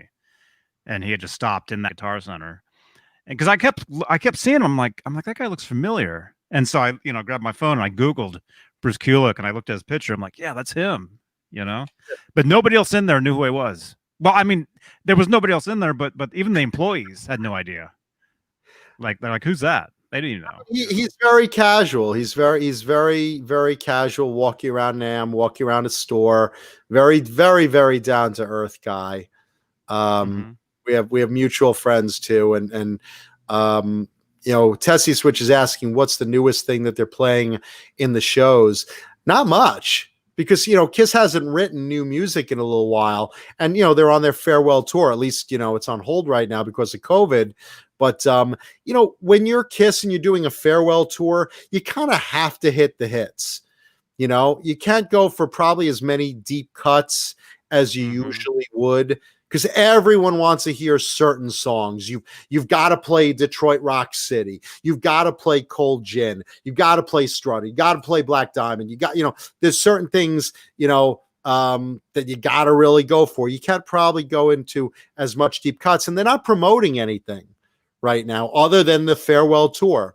I think, and I've predicted this on the show before, I think what's going to happen with Kiss, due to the delay, I think they're going to be close enough to their 50th anniversary that will be the point that they actually end. I think they're going to carry it that extra year or so that they need to past the year they're missing now to bring us to 50 years. That's my prediction.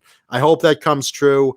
The merch opportunities for Kiss 50 is, mind-blowing. I'm sure Gene's sitting there right now with an adding machine and a little visor. Okay. Hey, Gene, how much money do you think we're going to make if we do this now? I can't do Gene as well as Paul does. We're going to make a lot of money. Yeah, that's all I'm hearing at Gene and Paul's house on the phone. Yeah, and you know what, Tess? I don't think they're gonna do another tour if they do pass the 50 years, because they really are getting up there in age to a point of this isn't easy for them. And I think this farewell tour, if they do a 50th, if they continue it into their 50th anniversary, I think that's the cherry on the sundae. I think that's as far as they could go. I really do. I mean, I know. Yeah, I've said this before about other bands. Dokken will never get back together. Guns N' Roses will never get back together. But yeah, when you make such big amounts of money, sure. When you're offered $50 million, suddenly you get out of the wheelchair and you dust off the Depends and you get on stage. And hello, Amanda Coombs, the lovely Amanda Coombs in our audience. Hey, Amanda. Metal Mike 5150. Have a good one, brother. See you, Metal Mike. I just think, like I said, they initially said they weren't going to go up to their 50th anniversary. They were going to stop at whatever, 48 years.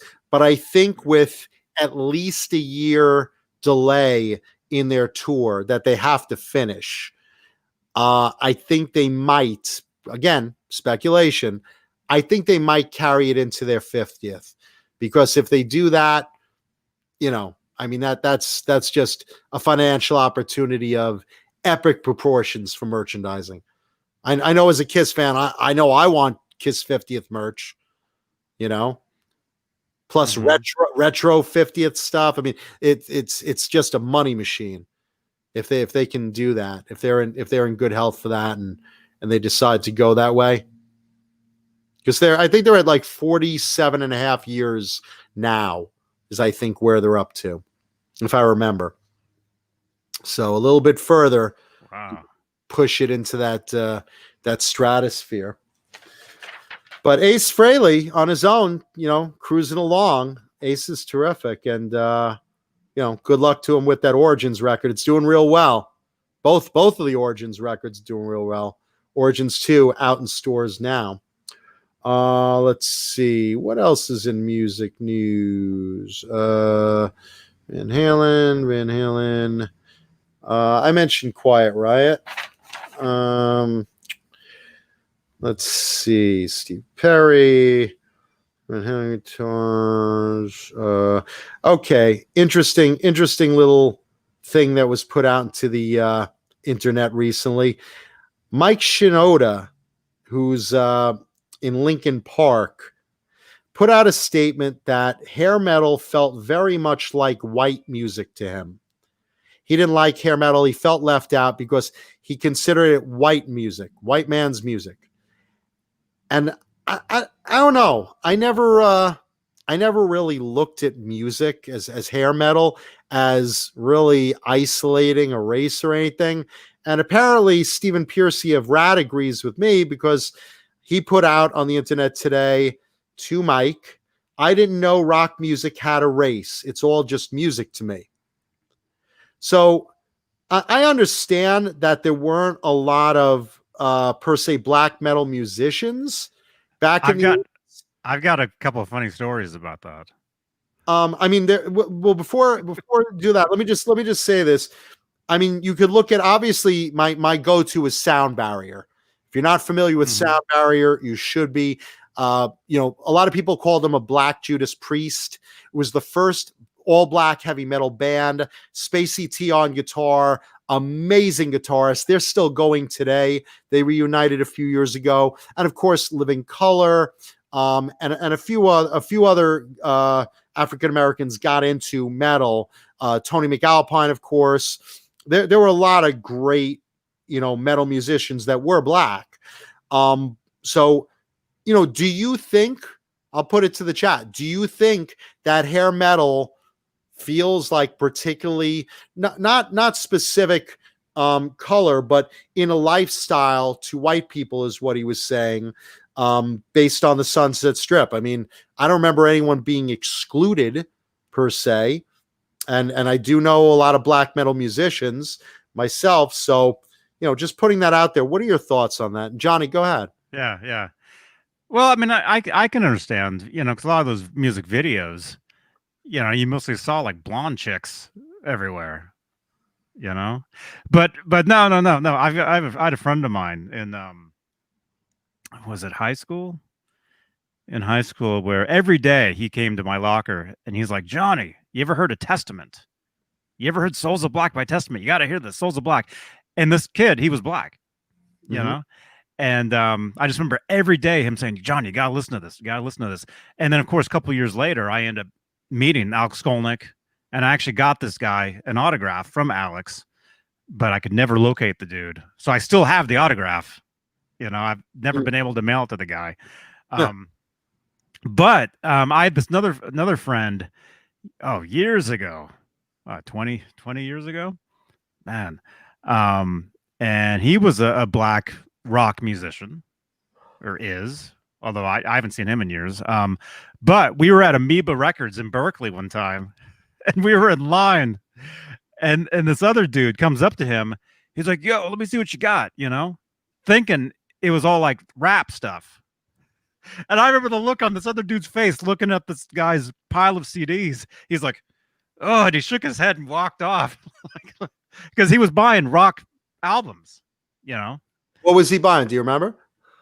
Oh, wow. This was 20 years ago. It would have been, yeah, Skid Row, type. The stuff we're talking about is what it would have been, But I just remember the look on this other dude's face thinking, oh, let me check out what you're buying, assuming it was like rap, and it wasn't. And the guy was just like, whatever. It was so funny. Look, my friend that introduced me to Sound Barrier, he said to me, hey, aren't you into heavy metal? This is like, I guess, probably junior high. And he said, hey, aren't you into heavy metal? I said, yeah. He's like, because a lot of my friends that are black, they're just into rap. And, and he was a black guy. And he said, have you ever heard of these guys? They're Sound Barrier, they rock. And he lent me the cassette. And I was like, oh my God, these guys are freaking fantastic. And he's like, yeah, they're an all black metal band. And he showed me, he had the album too.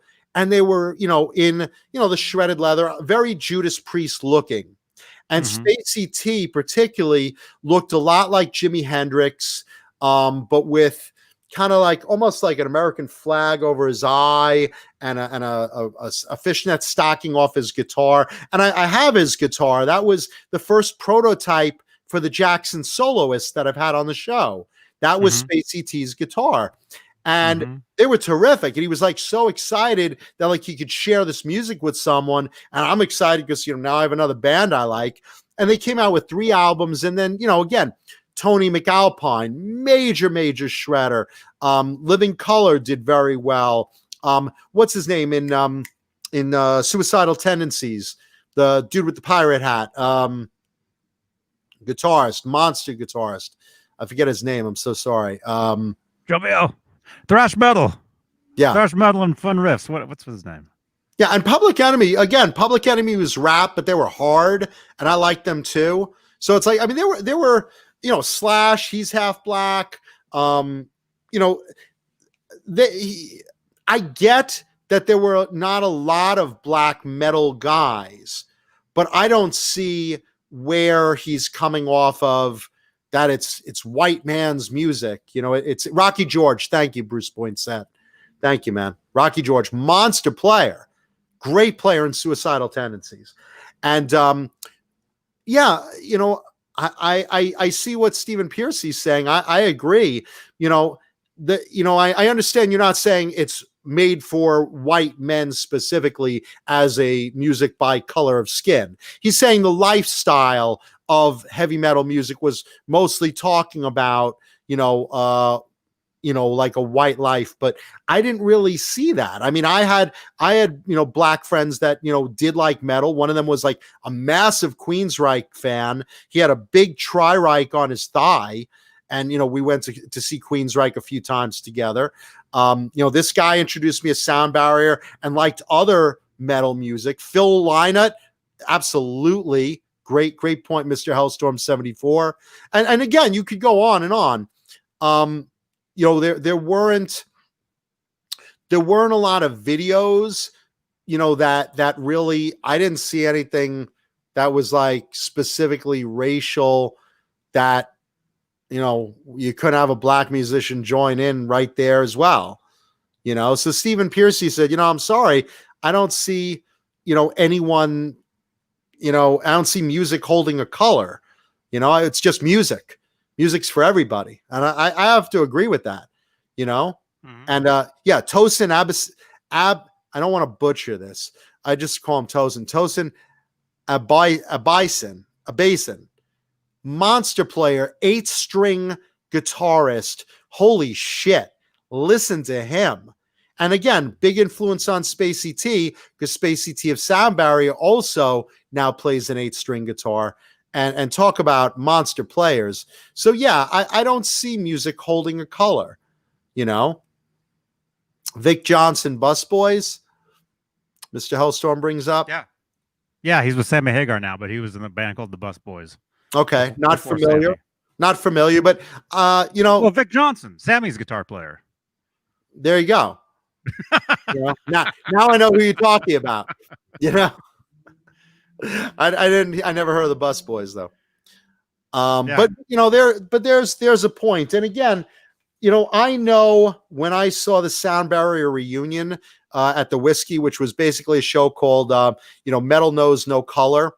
It was all of the 80s, you know, black musicians basically saying, hey, we also were influenced by Randy Rhoads and Judas Priest and blah, blah. We listened to that too. And even on Space ET's guitar strap, his guitar strap was loaded with buttons, you know, like picture buttons. And all the artists on there, Judas Priest, Randy Rhoads, Ozzy Osbourne, Iron Maiden, these were, you know, the same influences as everyone else. Maybe you didn't see as many black musicians, but there was no point that I saw, or that in this case Stephen Piercy sees, where it was, hey, you're not welcome here.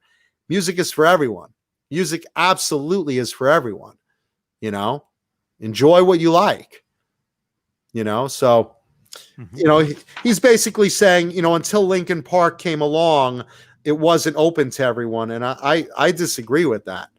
You know, Linkin Park, you know, I like Linkin Park for that matter, but I didn't see it as, you know, you're not welcome in our playground. You know, I didn't see Linkin Park specifically as inviting everyone in either. I just saw Linkin Park is okay. Good music, different, a little bit of a change because you're after the grunge era. I like Linkin Park, but I didn't see it including everyone specifically or earlier stuff excluding anyone per se. But that's in the news now. I'm sure we'll hear more people replying to him. Stephen Piercy just happened to reply to him today on Twitter. And that made the news. So that was interesting. And we were mentioning Slash. Slash, by the way, also in this week's news, announced for 2021. He's been taking advantage of being at home a lot. Slash has been writing and writing and writing. It was already known through the quarantine that he was writing a lot of music for Guns N' Roses. And Thrash Metal and Fun Riffs brings it up also. Tom Morello said that Sound Barrier and Living Color were huge influences, but he loved 80s metal. He was right in there as well. Great Tom Morello. I'm sorry. So Slash has been taking advantage during the quarantine. We announced that he was writing new stuff for Guns N' Roses, which is great to hear that they've been working remotely and putting together stuff for future albums. So there will be, which we could really use right now, a future Guns N' Roses album and of new material. And that's great because just to see that tour has been working, that Axl has been a good boy and showing up and, really putting effort into putting on good shows, and they've really been tight. That's already encouraging. Knowing that they're working on a new album, that's really great. Even without Izzy Stradlin, who was an early big writing contributor in that early music, Slash writes his ass off. I mean, he's terrific as a writer. And you have Duff and you have Axl, and the rest, and the Professor and Marianne. But now he announced, aside from the new Guns N' Roses album, he is announcing in 2021 a new album with Miles Kennedy and the Conspirators, who he's, of course, played with before and is in his solo act. And they're titling the album, at least for now, as a, working title, SMKC4, which I guess stands for Slash, Miles Kennedy, Conspirators 4. So there you go. But he's working on material with a 2021 release targeted for that solo album. So solo album, future Guns N' Roses album. Nice to hear that Slash is, in that home studio and doing remote stuff that, that we'll be seeing in the future, probably next year with luck. Mm-hmm. Kind of akin to like AC/DC, being an old school major band putting out new music. I mean, what's better than, the new AC/DC Power Up album coming out November 13th. Everyone's excited about that. Everyone's real happy because this is a time we could use some classic bands that we all like and all grew up with, really giving us some great new music. And based on AC/DC's, first single, Shot in the Dark, it's going to be terrific. All the old bands back together. Now you're hearing Guns N' Roses and Slash coming out with Guns N' Roses and a solo album in the near future that's being worked on. And little whispers inside are saying, hey, that new Guns N' Roses stuff, I heard a bit. It's kind of good. That's exciting. That's the type of news I really want to look forward to. That gives me hope for metal right now. Mm-hmm. Mm-hmm. In fact, yeah. a workaholic. New AC/DC is always a good thing. Yeah, and new Guns N' Roses and new Slash, also something to look forward to. There's certain bands like, I'd love to see new material, new Metallica album, a new Iron Maiden album, a new Priest album, all the big classic bands. Ozzy's new album that came out this year. I think that's the only good thing about 2020 was Ordinary Man. I mean, what a great time to have something to lean on from our classic era, Mm-hmm. and knowing Ozzy also saying, hey, I'm still putting together more stuff for a future release. Mm-hmm. I'd love to see, Kiss Kiss come out with something new. You know, Maiden come out with something new. All these classic bands I'd love to see. And, you know, hearing Guns N' Roses on that list, it's coming together. Yeah. Yeah. Great stuff. Good stuff. This is interesting. And I don't know what to make of this story, but Miley Cyrus, aka Hannah Montana, not normally a subject we touch on, but she revealed today that she is working on a full album covering Metallica songs. Never saw that coming. I don't know if this is a good or a bad thing. I don't know. I mean, she's a talented artist. And she did, if you can look up videos of her doing a pretty good rendition of Nothing Else Matters on YouTube. So you could look that up, and you know, she does a very good job of it. She's not popping it out. She's kind of staying true to it. But when it comes to stuff like For Whom the Bell Tolls, and make no mistake, I don't know what song she's covering. I have no idea. Is she doing Master of Puppets or Creeping Death or you know, whatever? But it's like, you know, hearing something like a ballad, like, you know, Nothing Else Matters. Okay, I could see Miley covering it, because when James is singing it, he's singing it smooth and mellow and not gruff. He's doing it, and nothing else matters. So she's doing it the same way, and it sounds pretty, and it sounds fairly true to the song. I don't know what's going to happen if she pulls like Master of Puppets, where James is really like, you know, belting out screams out of the album. You know, I'm trying to keep an open mind on it, because, you know, again, it's Metallica, you know, and I'm praying to God that, unlike her other concerts, she's not going to show up in a glittery diamond thong swinging on a 7-foot penis across the audience, because that's like one of her gimmicks during one or two of her other tours. You know, she loves riding a giant penis like a horse across the audience. So I'm hoping she doesn't do that. But with that said, and believe me, it's said. With that said, I honestly don't know what's going to happen when she gets to a song that she has to, you know, say your prayers unto one, don't forget my son. You know, I don't know what she's going to sound like doing something like that if she does a heavier song, which, if you're doing a whole album, there's got to be some heavy stuff in there, man, because once you get out of Nothing Else Matters and, you know, is there one more Metallica ballad maybe? That's it, you know? Yeah. Yeah. I don't think she's going to do them like that. You know, I mean, I think it says here she actually covered a song by the Cranberries as well.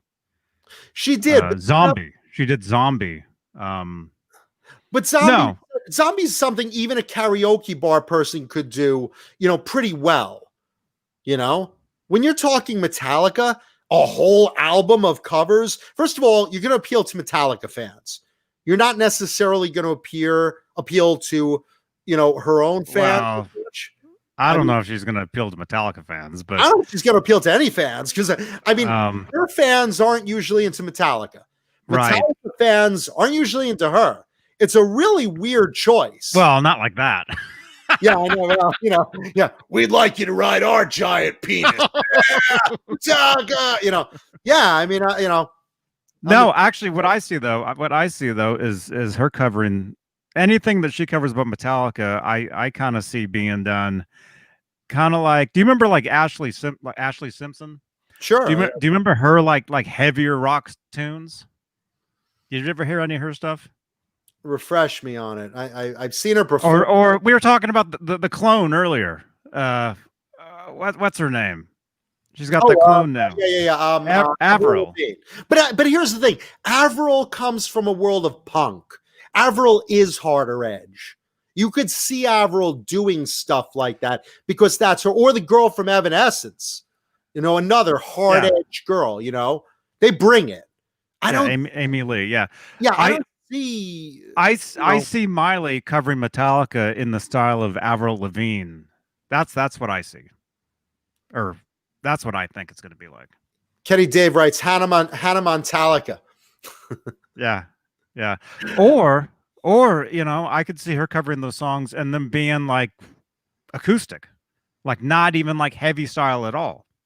I could I see don't- her doing that. I don't think she's going to do it acoustic. I from the impression that I got, like if you look at the Something Else Matters video, and again, it's hard because it's a ballad. It's hard to judge where she would go with heavier stuff. But you look from, from a point of if she's not doing it acoustically, which I don't believe she is, where's she going to go with it? How is she? Well, Not that she's not a talented musician. I'll give her due. I'm just saying that's a real unique jump to make that,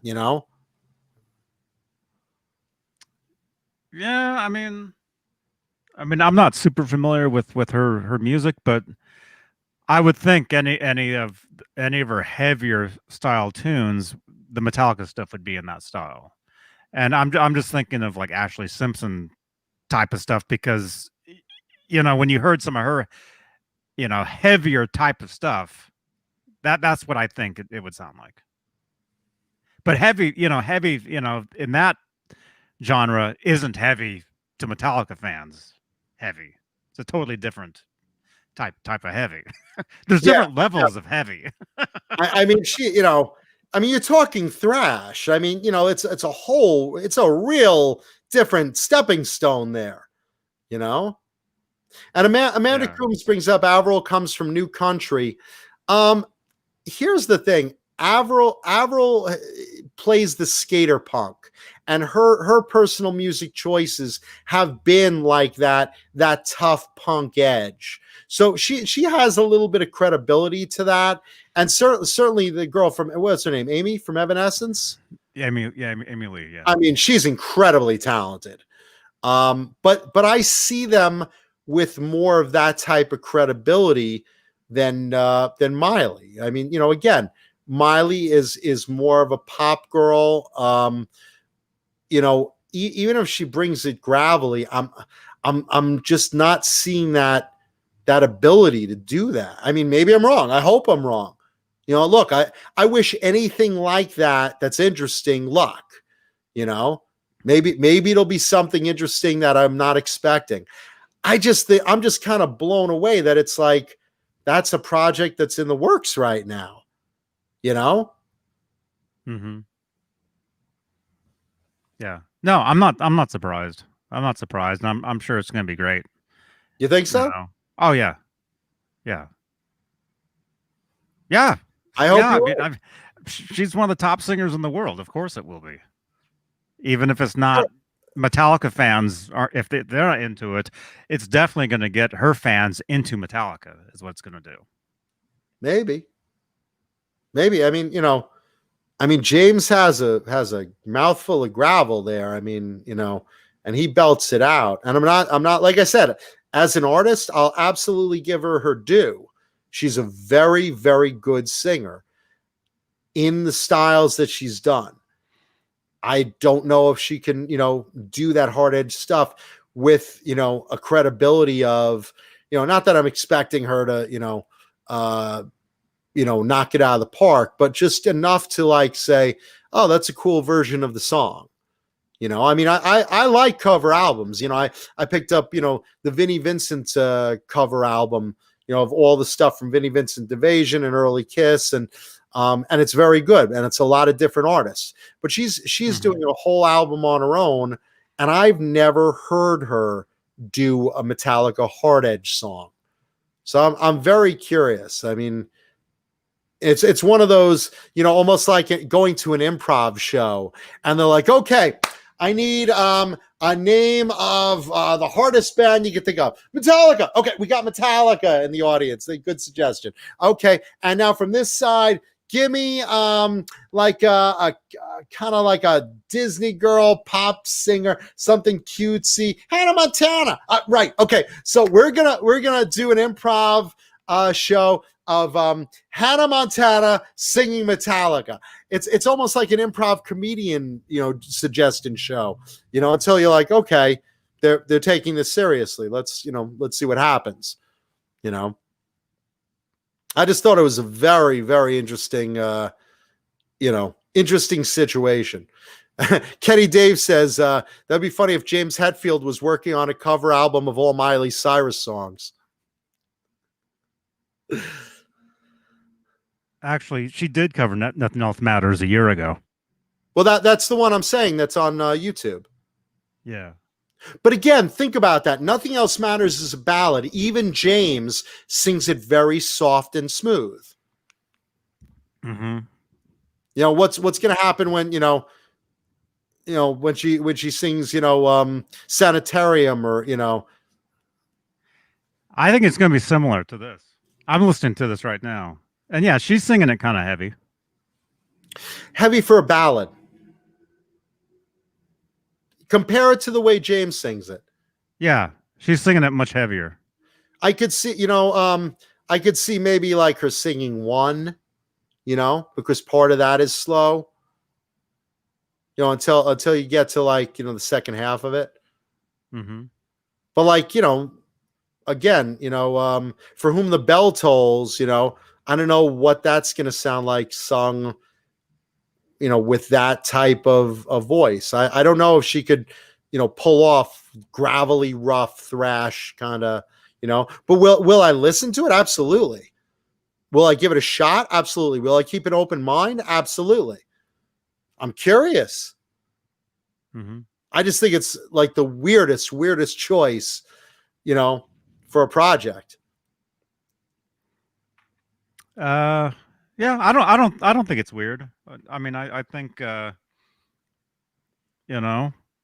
it makes sense because you see a lot of her type of fans wearing Metallica shirts, not even knowing who Metallica is.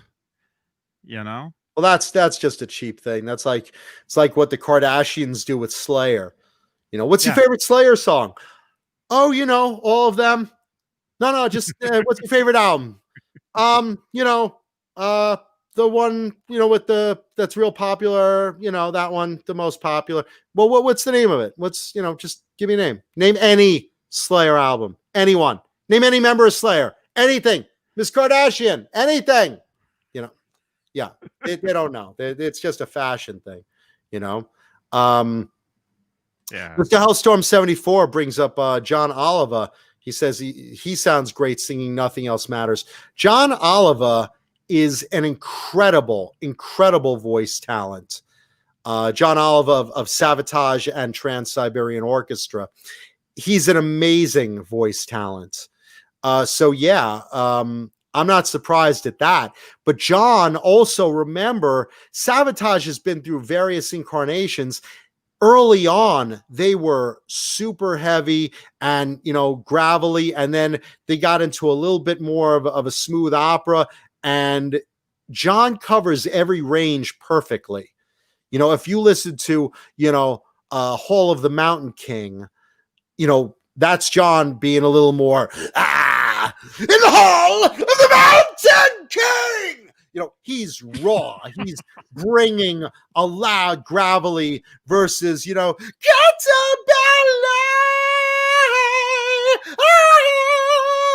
ballet. It's a different style. Hall of the Mountain King, Gutter Ballet, two very different.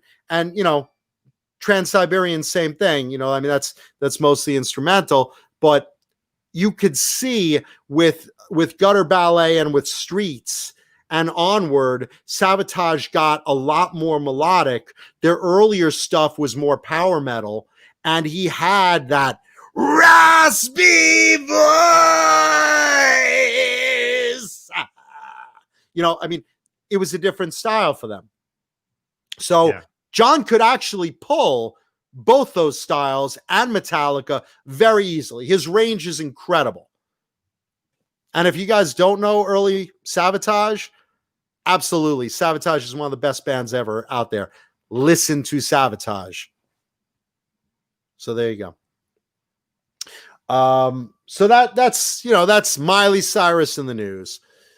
Let's see. Cobra Kai Platoon says Miley had vocal cord surgery last year, so she actually has the gravel thing down now. Hey, listen, if she could pull it off, I'll buy the album.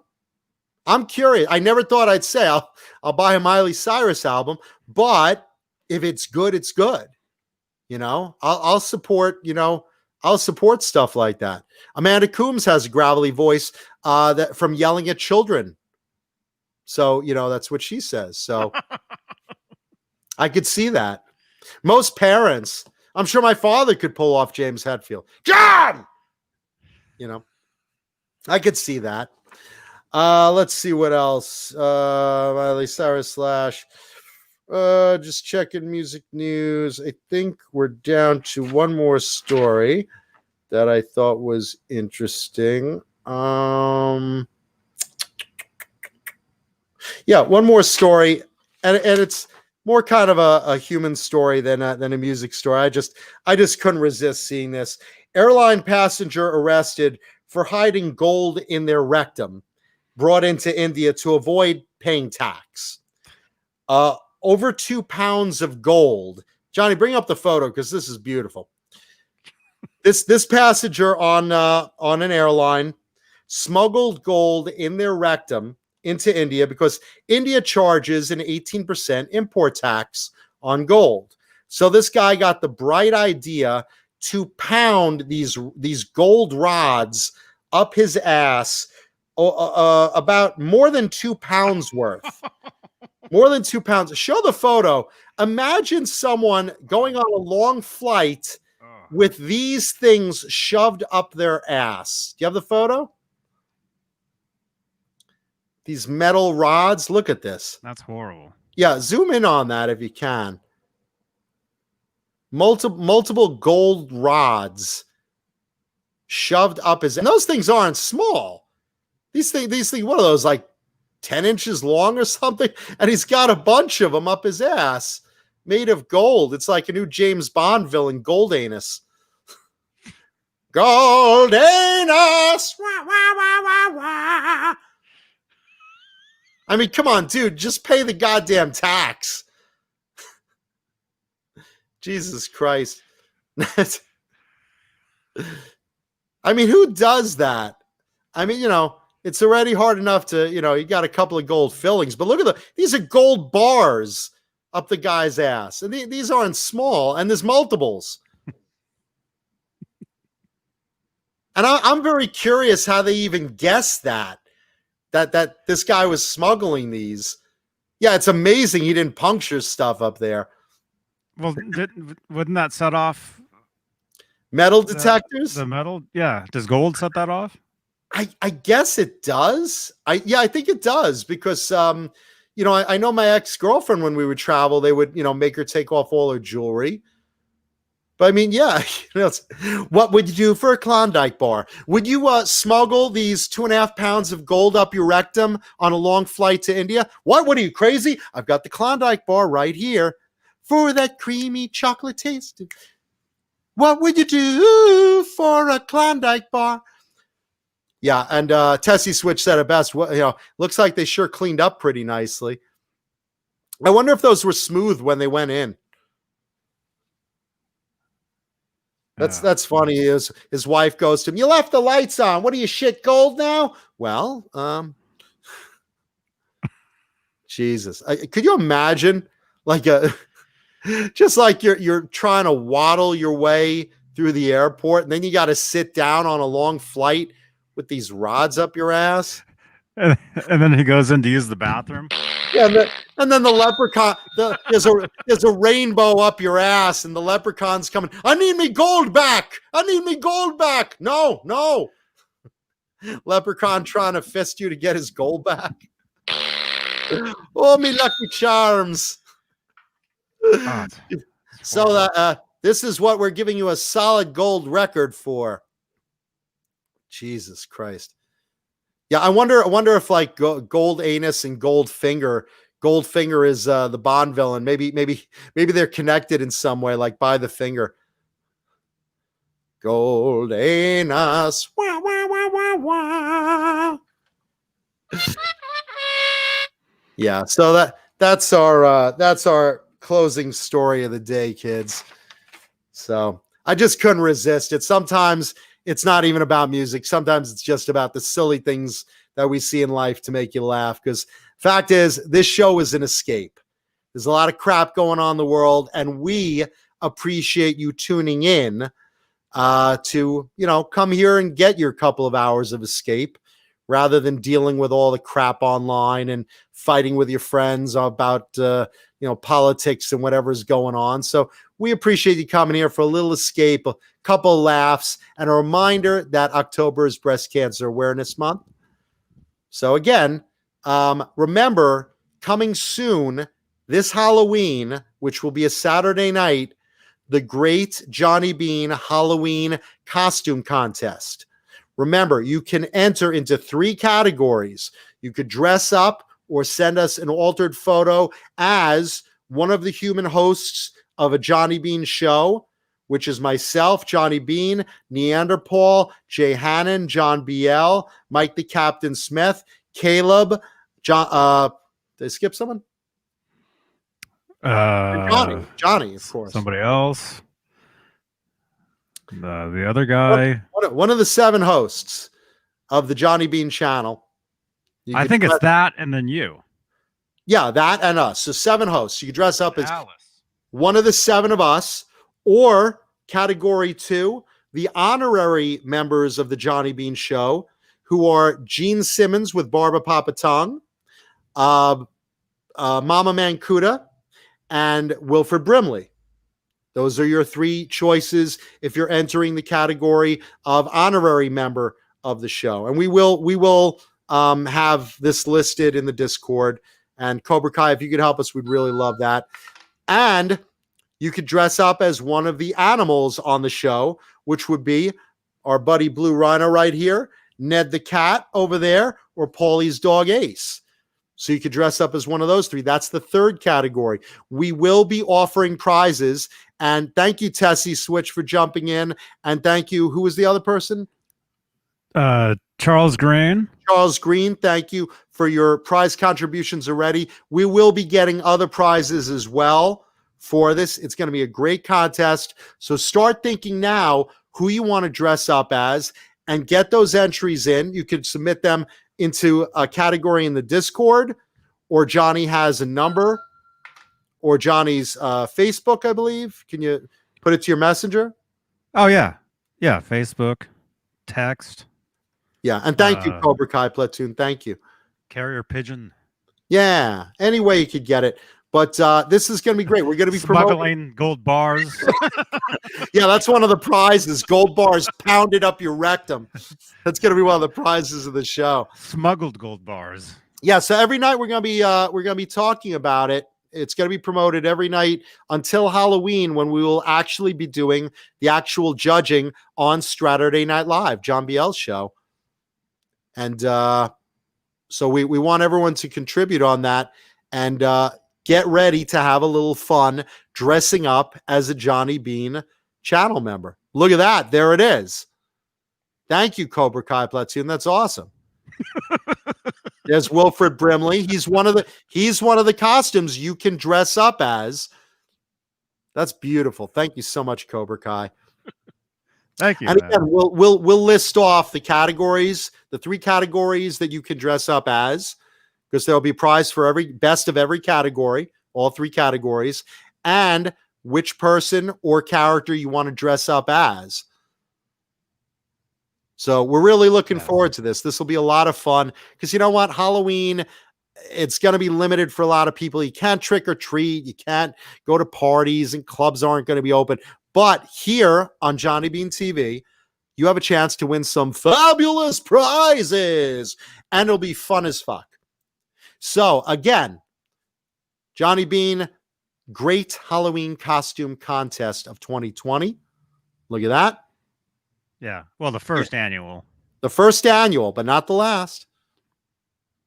So get your thoughts ready. Be creative. Be fun, and we'll all be judging them. And again, happy birthday again to Desiree Dorman. And again, get well soon, Fruitcake Tony. get your mammogram, Breast Cancer Awareness Month. And let's see, tune in. Of course, Thursday, you have Nez Says from our buddy Dave Nesdall. Friday, come back for Johnny and Jay. And of course, Saturday, Straturday Night Live. So just remember, we love and appreciate our audience. Please leave a thumbs up on the video, like, comments, leave comments. We love replying to comments. And again, remember, wear a mask, wash your hands, social distance. Please be safe out there. We want everyone well. We love you all, and we appreciate you all. So rock on, everybody. Love everybody. We'll see you guys. Huh? Only 9 more thumbs ups? Oh, well, let's see if all we we can need. get 9 more thumbs ups to break 100. Please. If you guys could, we Please. really appreciate it. Hurry. Do it before we go off the air. If you haven't left a thumbs up on the video, we just need 9 of these. if you haven't left a thumbs up on the video, we really appreciate it. If you like tonight's Eddie Van Halen signed Rhoads guitar and you feel bad for me doing a stupid thing, then please leave a thumbs up, hit the like button. And again, thank you, Tessie Switch. Let's read our credits while we're waiting for our hopeful thumbs up. Oh, wrong one. Let's see. Zoe, even if you don't wear masks, do it anyway. It's good for you. Thank you to our channel members. Hal Face, James Gum, Mancuda is a dildo fucker, 802 Blues, Mr. BHB Jr., Frag 5150, Pal Guitars, Dan Halen, Frank Corcoran, Ben Tom, Thomas Santiago, Brian Spalding, Fender Guru, Music Therapy Laz, Ghost BC Rich, Hugh Caldwell, Jim Nicholas, Jesus Rapes Me, and Steve Carmichael. Steve Carmichael. Charles Green, thank you again. $50 towards the Halloween costumes. Halloween costume contest. Thank you, Charles Green. Also, Fruitcake Tony on the mend, Michael the Captain Smith, David Ennis, Mike Neese, Mickey Settlemeyer, Joe Christian, Nicole Mrazek, Sean Boland, Richard Poole, Linny Lou, and Mary, Crazy Cook 678, Bozique, Julia Baldessari, False Flag, Margaret Scranton, Sean Silas, Gargets Entertainment, and thank you to our buddy Paul Neanderpaul, who we missed tonight. And we will see you on Saturday and next week. We miss you, Paulie. We love you. Yeah. Yes. So And be kind to each other out there. don't rob Amanda's bank. Yeah, please don't rob. Yeah, she's got a treasure chest. Don't rob that. I wouldn't even know. Just remember, we love you and we appreciate you. I wouldn't even know which Canadian dollars are worth more. I don't really. know. If I can take it from Amanda, it's good. What are we up to on thumbs, everybody? What are we on thumbs? 93. If we could get 7 more thumbs before we go off the air, we'd really love you. We'd really. That's all we need. That's all. We'd really Log into your trolling accounts. Leave us thumbs ups. We just need 7. That's all we need. Appreciate it. That's We always all need. love a round number like 100 if we can. Just take a second while you're here. Just look down, say, "Oh, a thumbs up." Boink. I liked the video. Yeah. These yo-yos just gave us 4 hours of escapism, of fun entertainment, of laughs, of sexy fun, and gave us a good warning, not just about breast cancer, but don't shove gold bars in your anus. By the way, there's a new song about while we're on Uranus, there's a new song about Uranus from what's his name from Steel Panther, Mike Starr.